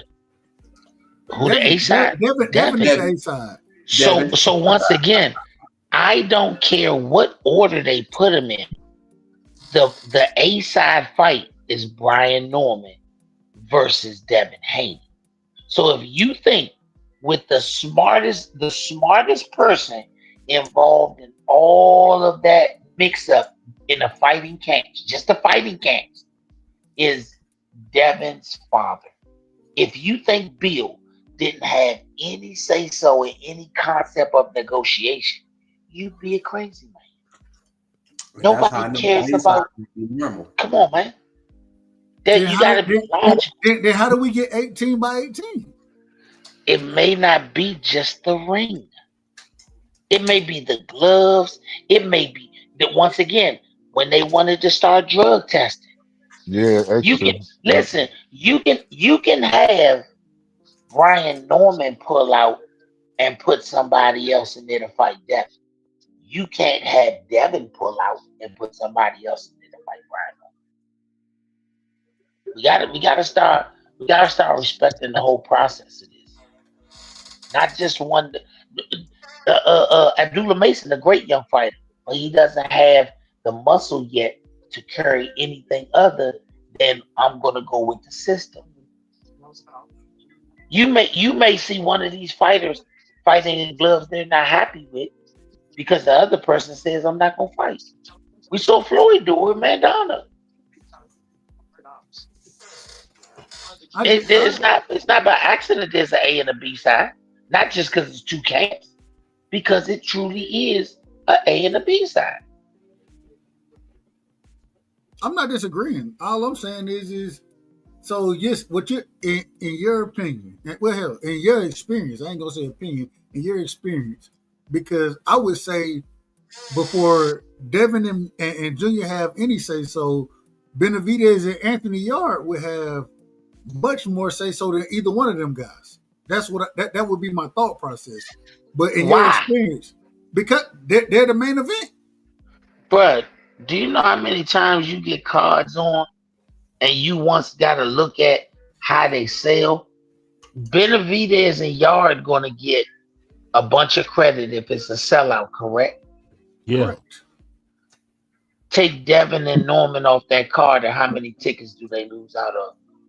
You tell me how many tickets you think they lose on. Do you think Devin Haney sell? Thank you. Do you think Devin Haney sell more tickets than Benavidez? Absolutely. Yes. Absolutely. So the draw is who? Devin Haney. So what are we talking about? I don't know if Turkey look at it that way. Listen. Hold on. Listen. Let me ask this. If Devin is that, and we all agree here that Devin sell more than Benavidez does. We all agree on this panel. Then why wouldn't they be the main attraction? Why wouldn't they be the main event? Because you got to also understand numbers. You got to understand numbers. If I can make you a co-main event or the middle of the pack fight, do I have to give you the same money that I give to the top line fight? Facts. Come on, brother. That's why I say it's a business method to this. Why do you think some guys refuse to be on an undercard of certain guys?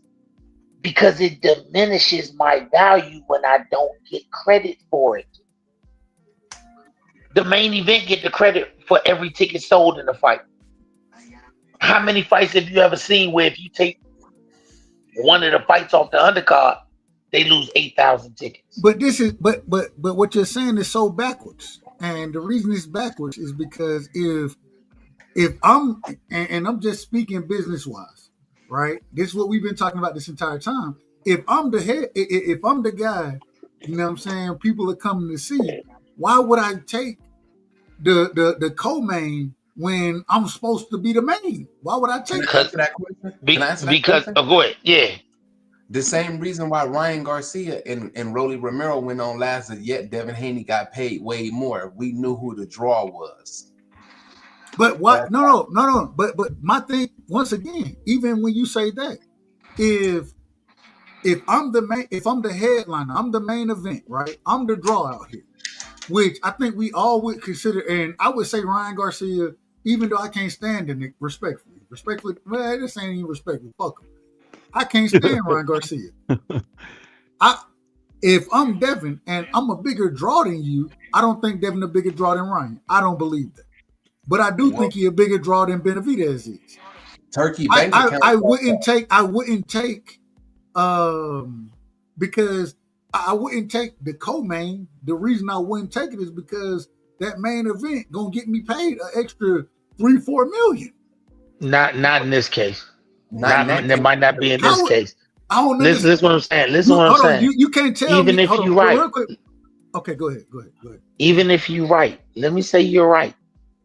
If somebody offers you $10 million for a fight, and another person says the maximum I can offer you is 5, you're gonna take the 10 no matter what spot they put you on the card because you maximized your dollar. Simple as that. Maybe if I can get Benavidez for 7 million and I make him the main event. So real quick, But if I get listen. But if I get Devin as the main event, I gotta pay him 20 million. But if I make him the co-main, I can give him 10 million. Then I'm gonna make him the co-main and save $10 million. So on that card, you're saying, and I just want coming from you, Coach. You're saying you think Devin, he's going to be the highest paid fighter on that card, correct? Which is the fight that people are there to see? Anthony Yard? I'm asking the question though. You're saying that he's going to be the highest paid fighter on that card. He the biggest draw. So he the biggest draw on the card. As a business person, as a businessman, right? And we've been talking about business this entire show. We've been talking about it.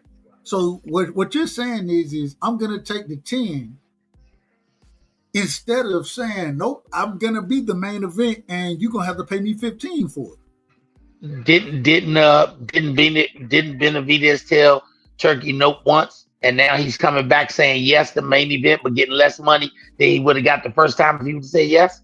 I think Turkey said that. Turkey said that. Okay, you know. No, Turkey said that. No, I'm talking about he said on the interview. He said, I don't know what these guys are being told by PBC, but I wanted Benavidez to fight. I can't remember the guy's name, but it was a bigger name for more money, and he turned it down. But then they come back and they're fighting on the fight in the main event for less money. Thank y'all for letting me be on the panel. I'm about to turn it in. I gotta go to sleep. Appreciate I'll y'all. do your Thank thing, y'all man. so much. Much love. Appreciate it. I just my brother. Yeah, I just think that sometimes we got to be logical. If somebody offer my son $10 million, and let's just say my son is with Joe Blow Promotions, and Joe Blow Promotions can get him the same fight, but they can only give him $5 million, I'm gonna take the person that can give me the maximum dollar, no matter where they put me at on a card.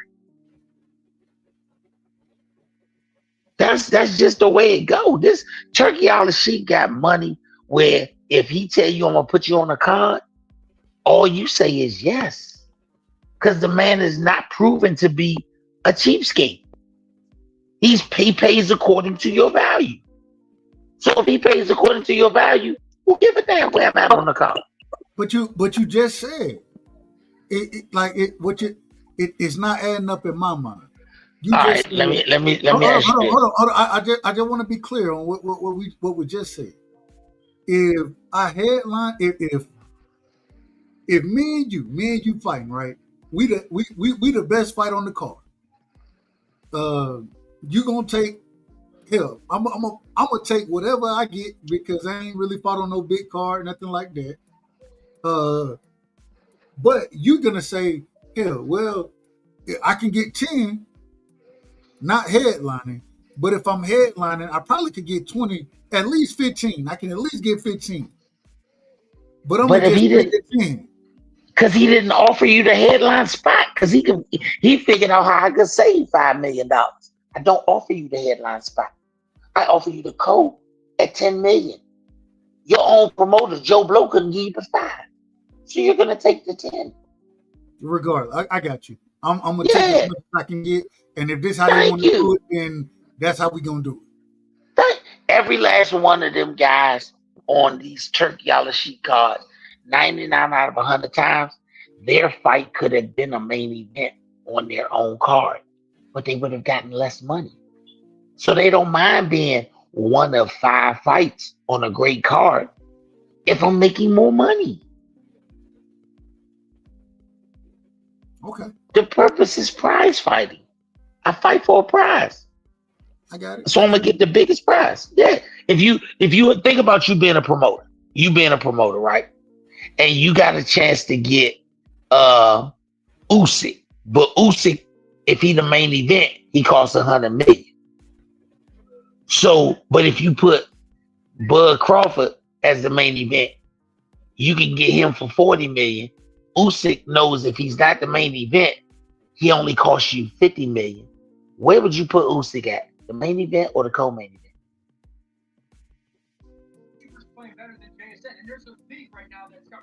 event? If I'm Turkey, I'm trying my best to get him to be the coach. Because you have to pay him less. Agreed. But it's more than he would have made fighting on anybody on Joe Blow's promotion. You think Usyk gonna say because you made me the co-main event, then I'm gonna go to Joe Blow, fight the same guy for 20 million, but you offer me 60 million? Man, and the craziest thing, this is a title fight. Hell, Yard and Benavidez, it ain't even a title fight. Once again, I'm pushing. I'm doing everything I can to make myself the main event. The reason being is because I'm bringing more to you than you bringing to me. Not true. If you bring me 18,000 fans, but I'm bringing you $60 million, who bringing the most, you or me? But it ain't 60, it's 10. Once again, if you're bringing 18,000 fans, who's bringing more? And I'm bringing you $10 million. Which one would you rather have, 18,000 fans or $10 million? $10 million any day of the week. Oh, okay. Well, this is one of the days of the week. Hey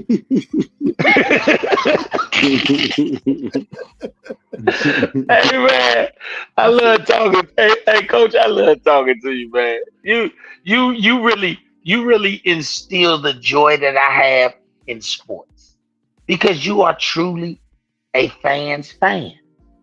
You don't care about anything but the fandemonium of the event. Mm-hmm. And that's a rarity now. If there were more people like you, the sport would prosper more. But the average person now, they get caught up in the business. And sad to say it, the business is what it is. You got more fans talking about the business that don't know no business. That don't know a lick of business. We actually have arguments with people that professionally do 9 to 5s. With people who professionally run corporations.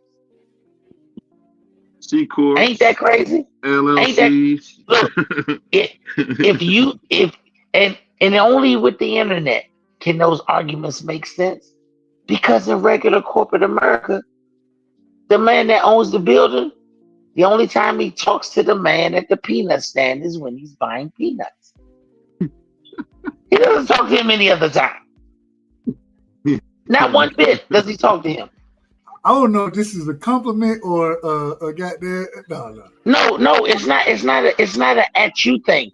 It's when I hear people talk about business, it always baffles me because the first question anybody should ask when they talk about business is, "Do you run a business?" If the person says no, then this is a mute conversation because you don't know what it takes to run a business. Hey, talk to him, coach. That's real shit. But the people who try to tell you the most about business, 9 out of 10 times, it's a person that gets a check on Friday. Whether he comes to work or not comes to work, his check is the exact same. A business owner must wake up every morning. Even Denzel Washington has to wake up every morning because he is a business. That's the thing that always gets me. Everybody says, I'm just giving you an educated guess. And the first question that should come to the person in reply is, tell me the depths of your education. All right. That's the first question that should come back, not your reply to his educated question. First, got to know if he's educated. Because if he's not educated, he's asking a question out of ignorance. So he should say, I'm asking you an ignorant question, not an educated question. And then they get offended. I ain't ignorant. Do you have knowledge of the question you're asking? No. So it's a ignorant question. Lack of knowledge is the definition of ignorance. If your wife got to go to heart surgery, are you going to explain the heart surgery to the heart surgeon? No. So if you're not going to explain the heart surgery to the heart surgeon because you don't have the knowledge to do it, how can we explain business to Turkey Alla Sheep, the Benavides camp, the Yard camp, the Norman camp, or the Devin Haney camp, when all of those people are millionaires? We don't even know how to file millionaire taxes. So how can you tell somebody they did something right or wrong when we're not in that position? Yep. Bill Gates ain't going down to the mailroom asking the man in the mailroom how to make $1 billion. That's the wrong damn person. But he can ask him how to sort mail. Big facts. That's the part that gets me. I love listening to arguments for entertainment. I don't get into arguments because if we're not both at the same point, meaning we have the same tool, then I'm hitting your butter knife with a sword. Doesn't make sense. Brother said your butter knife with a sword. I mean, it don't make sense. BVO, my guy.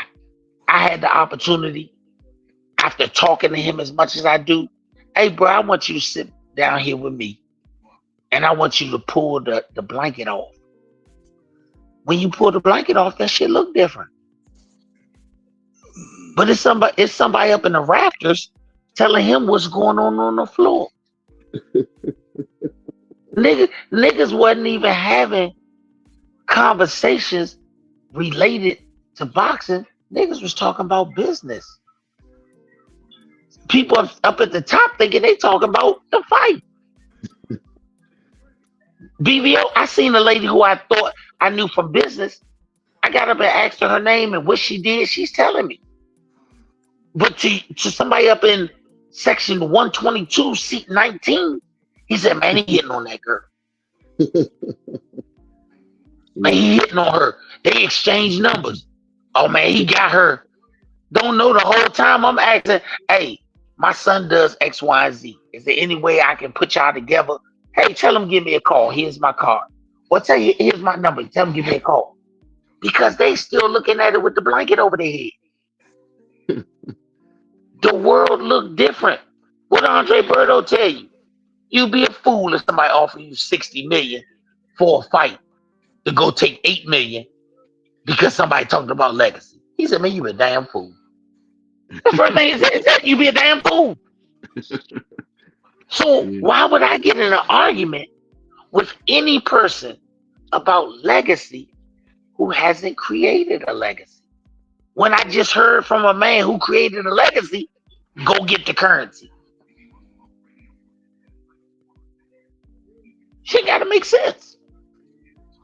You don't realize Iran Barker was really homeless in the Bronx at one time. He was homeless, dog. But you gotta make sense. I will say this one thing. Shout out to my brother Keith, man, from the comments. He said he was gonna come up. He showed up. What's going on, Keith? What you got for me, man? I just look. My whole thing is, I understand that you like Charlo, right? But I can't. I wouldn't. He can't get a match with Bud. With everything that's been said like this, the way he showed up against Canelo proved to me he should never fight again. That was an embarrassment. And now you want to see him fight Bud for what? Keith, For you what know he reason? undisputed though, Keith. You know he was undisputed, Keith. What are you talking about? What did he say when they told him about that? What is his? What did he say? He said, "Oh, Bud, I was undisputed. I did that before. Okay, so now you did that before, so you can do it somewhere else. You can't do it with Bud." He straight up dissed that man. All that talking about Earl Spence, he wouldn't fight him. Then Earl Spence said, "I'll fight him." All of this, man. The dude had his legacy fight. That's it. That's it. If he want to fight somebody, fight the guy who only fought one champion. Who? Boots. Fight Boots ain't gonna fight nobody. Boots only fight cab drivers, man. Okay, but Boots don't work for the cab no more. But Boots called him out, so make it happen. No. Since Boots called him out, make it happen. No, Boots called out the Jitley man and said, "Hey, Jitley man, I want to fight you." No, Boots at the end of that fight, he said he wanted Charlo. He said at the end of that fight, he said, "I'll fight anybody." He started naming. So Keith, what happened when we stop him? What happened when we stop him? Huh?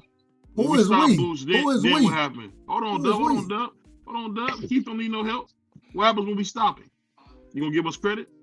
Yeah, I'm gonna give him credit. Of course, I'm gonna give him credit. He ain't gonna stop nothing. You gonna say Boots ain't fought nobody? Or you gonna say Boots ain't fought nobody? He ain't. Because the thing with Duck Ennis is this: we talking about Jermell Charlo, who's gonna be a Hall of Famer. Who's gonna be a Hall of Famer? Who you seen? We went in there with a monster named Brian Castano, and we knocked him out after we arguably lost the first fight. He took a body shot against Canelo, dropped to a knee, and went running. Canelo's big as hell. Did you see the beginning of that fight when we hit him with all the stuff we had? And Canelo ate it? So Canelo is big, so that didn't really matter to Bud, though, did it? Bud is big. What are you talking about? We fought at 154, Keith. You moving the goalpost, man. No, this I'm not name moving the five best fights for Bud. Name the five best fights for Bud Crawford. I'll be back, man. What do you think? Yep. Good brother. Quick question. Name the five best available fights by financial ability for Bud Crawford. Right now? You got a point. You got a point. It ain't Charlo's in that five. Charlo is in that five. Tell me who the five are. Right now, I don't think it's anybody, man. Really, if we talking money fights, I don't think it's anybody. Canelo, no, that's not. Canelo is the number one money fight for him. That's it. The rematch with Canelo. Well, go ahead, Keith. Go ahead. No, go ahead. Tell me. I want to know who the five are. Because Bud is gonna fight some more. So if he's gonna fight, he's gonna fight for money fights. So who are the five money fights? These would be in my opinion, my top five money fights for Bud. Canelo is number one. Benavidez would be number two. I think Janabek would be number three. Janabek, I like him. Depending on what Janabek, if Janabek go and become unified in the division, if he doesn't, and I think the fight between Janabek and Carlos Adames, that fight would choose who number three is. I think that I actually let me rephrase it. I would say Carlos Adames, then Janabek, and then I think that Charlo. I say this: two of the fights that you just said needed superlatives to happen. With no superlatives, you have to say Canelo. Take Benavidez out the mix. I'm always listen to Bomac. Take him out the mix. But I'm not saying they're gonna fight. I'm just saying you were asking about No. I was at the five realistic fights, the best five fights. Okay, we can take Benavidez out. We'll take Benavidez out. We'll take him out. So we got to say Charlo. I can say Janabek. I think Janabek doesn't need nothing. He can get that fight. I think Carlos Adames beats Janabek. I can say both of them. This was I can say both of them possibly, or if you want to switch one. But if you had to take one of those two, I'm gonna say Janabek. Okay. So we got Canelo, Janabek, Both Charlo brothers and Boots. I Them don't the think 5 fights. Them the 5 fights. What way he gonna fight Boots? He gonna fight Boots at 60? Listen, if you're looking at him in fights that can be made, I don't think he's going back to 54 ever. But for that fight, Boots will go to 60 for that fight. You got to look for the money. No, he won't do that, coach. Bruh, for the money these dudes, bruh, for the money these dudes go anywhere for the money. Shit, Jalil will jump in that motherfucker for the money. Yeah, but we seen Boots not fight a lot of guys. He don't care about the money. He care about fighting who he want to fight. Bruh, if you ain't seen Boots fight somebody, the number wasn't right. I'm gonna say that. I know the really, dude, man, really. The money wasn't right. The money wasn't right. If Shorty ain't fight you, it's a money thing. That's Eddie Hearns. That ain't okay. No, listen to what I'm saying. I'm not disagreeing with you. I don't care who it was. The number wasn't right. But when he won't be getting the fights then. Nah, he get fights. We know he gonna get fights. See, now if you say that, if that's the route you're gonna take, and I'm just being honest, if that's the route, then these are the next. We're gonna have to say Canelo first, Tank Davis. Who knows what weight they're gonna fight at? We don't know, but money wise, that'll be the most one of the biggest money fights for Bud. Realistic money fights, coach. That wasn't a realistic money fight. Well, why it ain't Tank? He finna fight somebody. Tank too small. Tank he about to fight a nigga that fight at cruiserweight. He fighting the actor. The man is ranked. The man is ranked in as far as boxing goes. The man is ranked as cruiserweight. Hey, look. That shows you how bad rankings are. If Jeffrey the Giraffe from Toys R Us had the right backing, he'd be ranked number 1 too. I ain't say he ranked number 1. I think he ranked number 12 or something. I'm just saying. Okay, well, Jeffrey would be one step ahead or one step behind. But this is the problem, coach. You can't have it both ways. You can't have it both ways. You know what? You know why you can have it both ways? See, you want it because both one ways. one fight is going to generate $100 million. The other fight is not. So you telling me Bud versus Tank ain't a big money fight? It's not bigger than Jake Paul. It's not bigger than Jake Paul. I didn't say bigger than Jake Paul. That wasn't my words. So why would is Bud versus Tank a bigger fight than Janabek? Yes or no? Why would Tank go up that answer the question first. Yes. Tank versus. According to what you're talking about, because we're not talking about just the weight class, those type of things anymore. Because Boots ain't fighting at 60. Boots fighting at 54. Bud ain't going back down there. So you asking a 130, you're asking a 130 and 135 to come meet in at least 160. He's going to fight a cruiserweight. He's fighting an actor. He's fighting an actor. He's fighting a YouTube actor. You can't have it both ways. The man is in the sanctioning bodies. Bruh, listen here. They're fighting at cruiserweight. The man is ranked. The man is ranked based off his ability to sell a shitload of tickets. If I had a governor, that's what it's about. According to the conversation that me and you been having, that's what it's about. It ain't about it's about the money that can be generated. Correct? That's what we've been talking about. Okay, so once again, do you think Bud Crawford is getting ready to fight an actor? Hell no. Bud ain't fit to fight no damn actor. That really ain't gonna happen. It ain't gonna happen. I asked for realistic, we could see fights. The only realistic we could see fights, 5 fights, is Canelo, Janabek, or Adames. Pick which one you want. Both Charlo brothers and Boots. If Bud would have go fight a Jake Paul, we're gonna say Bud fight Jake Paul. That's more money, and I want to this and see. This is why when I make my arguments, when I make them, I said, you know what? I'm gonna take it on the way you present it. I'm taking it on the way you present it as far as money go.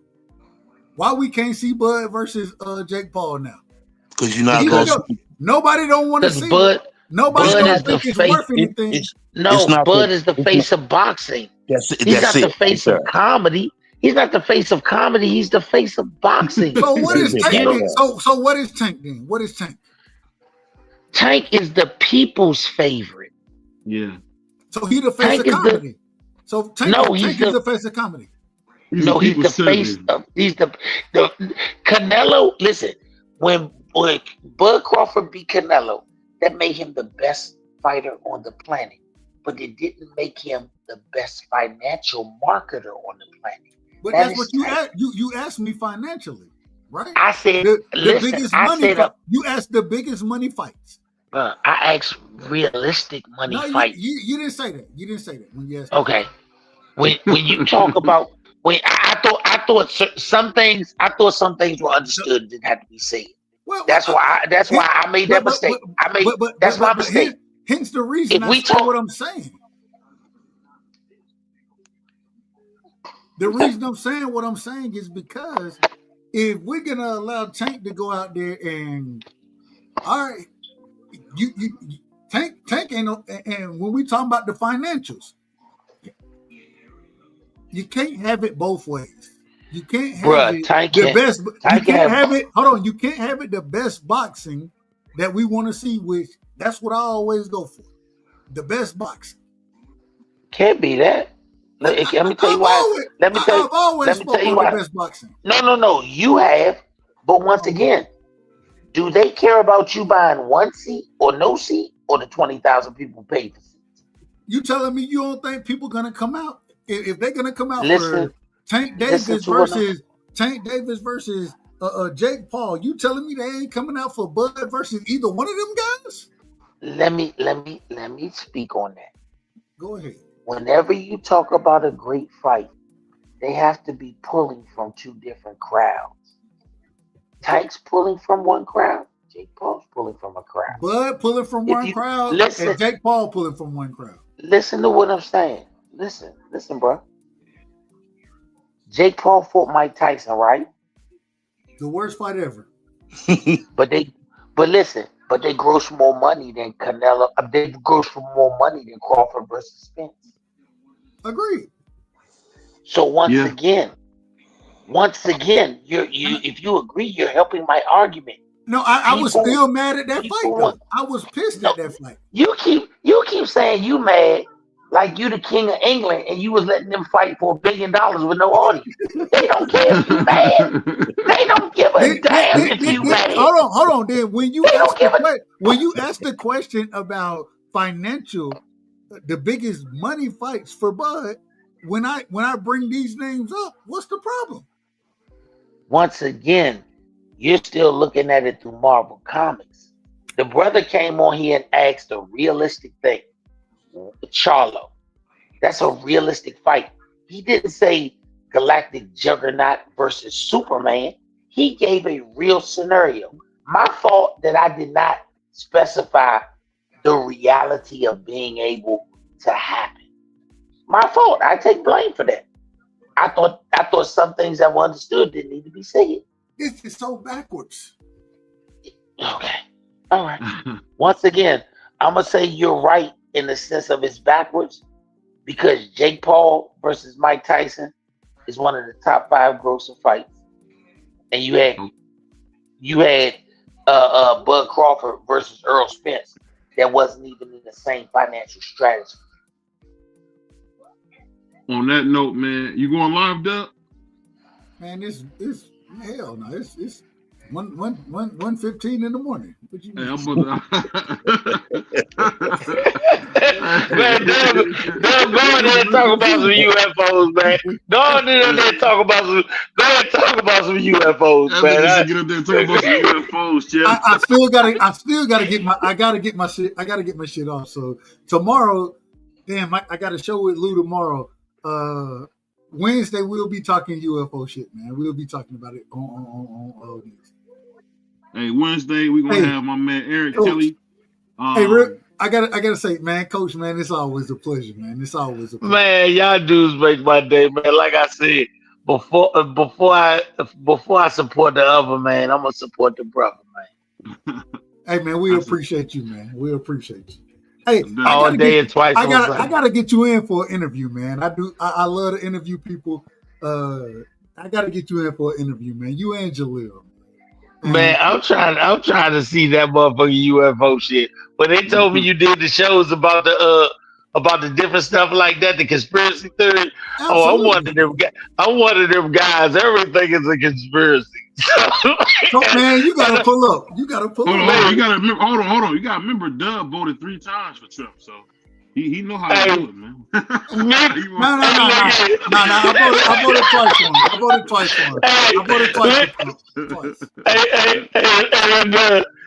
him. Me being rich as a teenager and being broke as a grown man is a conspiracy. Hey, I gotta ask y'all one question. Because I tuned in late, and I gotta ask y'all one question. This is what I'm saying. Let me ask you this, Keith, before you ask that. Do you hate black people? Oh, hell no. Do I hate black people? Have you seen me? Here we go. Have you seen me? Don't answer that question, man. Don't even dignify that with an answer, man. Have you seen me? Okay. Okay, then. You can be a West Indian, man. You can be a West Indian. Don't dignify that with an answer. Don't even dignify that with an answer. Just ask your question, brother. Just ask your question. Ask your question, bro. This is what I'm saying. I understand the whole Jake Paul thing, but I'm saying this. Mm-hmm. Do you think that he's taking? I feel like this. I feel like he's gonna come out gunning. All these rules they got, he gonna go fly past them rules because he ain't got nothing to lose. Do y'all think that Tank got to knock him out? No. I think Tank will knock him out. You forgot him and Mario Barrios the same height. And I think if the rule and I don't know what's in the contract. I don't know about none of that. If Tank can come out and truly fight, man, Tank fucking Jake Paul up. I hope he don't. I'm gonna tell you why I hope he don't. Because y'all can feel how you want to feel. Jake Paul has brought a whole different demographic to boxing, and we need that demographic as well. And the minute the Knights go out in Georgia, the day they hung an innocent man, that shit gonna be over. That shit gonna be over. And all the people gonna go back to doing what they was doing before, so I can't lose them people. I feel you. Doug, you in Georgia, man. We can't make our cotton quota, man. We can't always make our cotton quota. Knock him out in the first round. I really do. I think Tank just got to take him out in the first round. End all of that. Just end that. You know, man, y'all watch it, man. Tank not stopping nothing in that fight. If y'all watch Jake Paul fall down, it's gonna be in slow motion, and when he hit the floor, all the sonic rings is gonna shoot in the air, and y'all gonna see all them fans that he brought to this sport go away. Hey, you know what's so crazy? My son, and shout out to him. He love wrestling, right? Love wrestling, nigga. Hey, as much as I try to put him on boxing, hey, nigga, he be like, man. He asked me today. He said, man, who is this?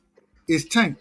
I'm like, yeah, this Tank, man. Tank Tank Davis. He fighting Jake Paul next. He said, Daddy, you think Jake Paul gonna knock him out, or you think it's gonna be something fake like it was with the Mike Tyson fight? My son is 10 years old, and that's literally what he asked me. I said, man. And brother, you answered the question. You answered the question for you answered the question for yourself.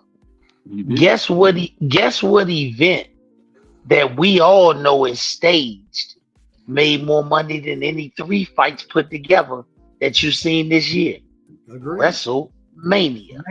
WrestleMania. Hey, so remember, it's not staged, it's scripted reality. My son still hold on. My son still don't believe that WrestleMania. When I tell that nigga that this shit is staged, he can't stand to hear me say that. He And if you think Jake Paul fans and WrestleMania fans ain't the same ones, you have lost your mind. I ain't trying to lose Jake Paul. I'm trying to keep that boy. I'm trying to keep him. We need him. Shit. Yeah, don't talk about that man. About that. He did bring a new demographic to boxing. I give him that. He brought him in. Hey, we ain't seen this many whites since we seen Peter McNeely get dug up. But the new fan base. That's the last time we seen this many. The new fan base that he brings still ain't watching the big or the main fights. They watching him. They watching him, bruh. They are watching everything. Do you understand when Ashton got put on his face? Everybody saw that because Jake Paul was affiliated with that card. Man, they watching everything Jake Paul do. Because guess what? You don't know if Jake Paul gonna fly on the zip line and land in the ring while another fight going on. Hey, and on that note, man, we're gonna get out of here. Hold on. We're gonna get out of here, man. Real quick. At some point in time, man, boxing can't just be a farce out here, man. It ain't never been a farce, and why we gonna make it a farce now? This is a sick Negro. Sick Negro. In the words of the great Don King. In the words of the great Don King, as long as my man won and I'm cashing checks, let it be what it is. And guess which man he had in the ring? Both of them. Hey man, love y'all, man. Y'all be safe. Love you too, man. Take care. Shout out to BVO. And don't ask me if I'm black again. You say it again, Keith? Don't ask me if I'm black again. I might have to hunt you down on that one. I might have to hunt you down on that one, bro. Hey, don't hurt the black man, man. Don't hurt the black man. I ain't gonna hurt you. I might touch you up a little bit, but I ain't gonna hurt you. All right, we out of here, y'all. Peace.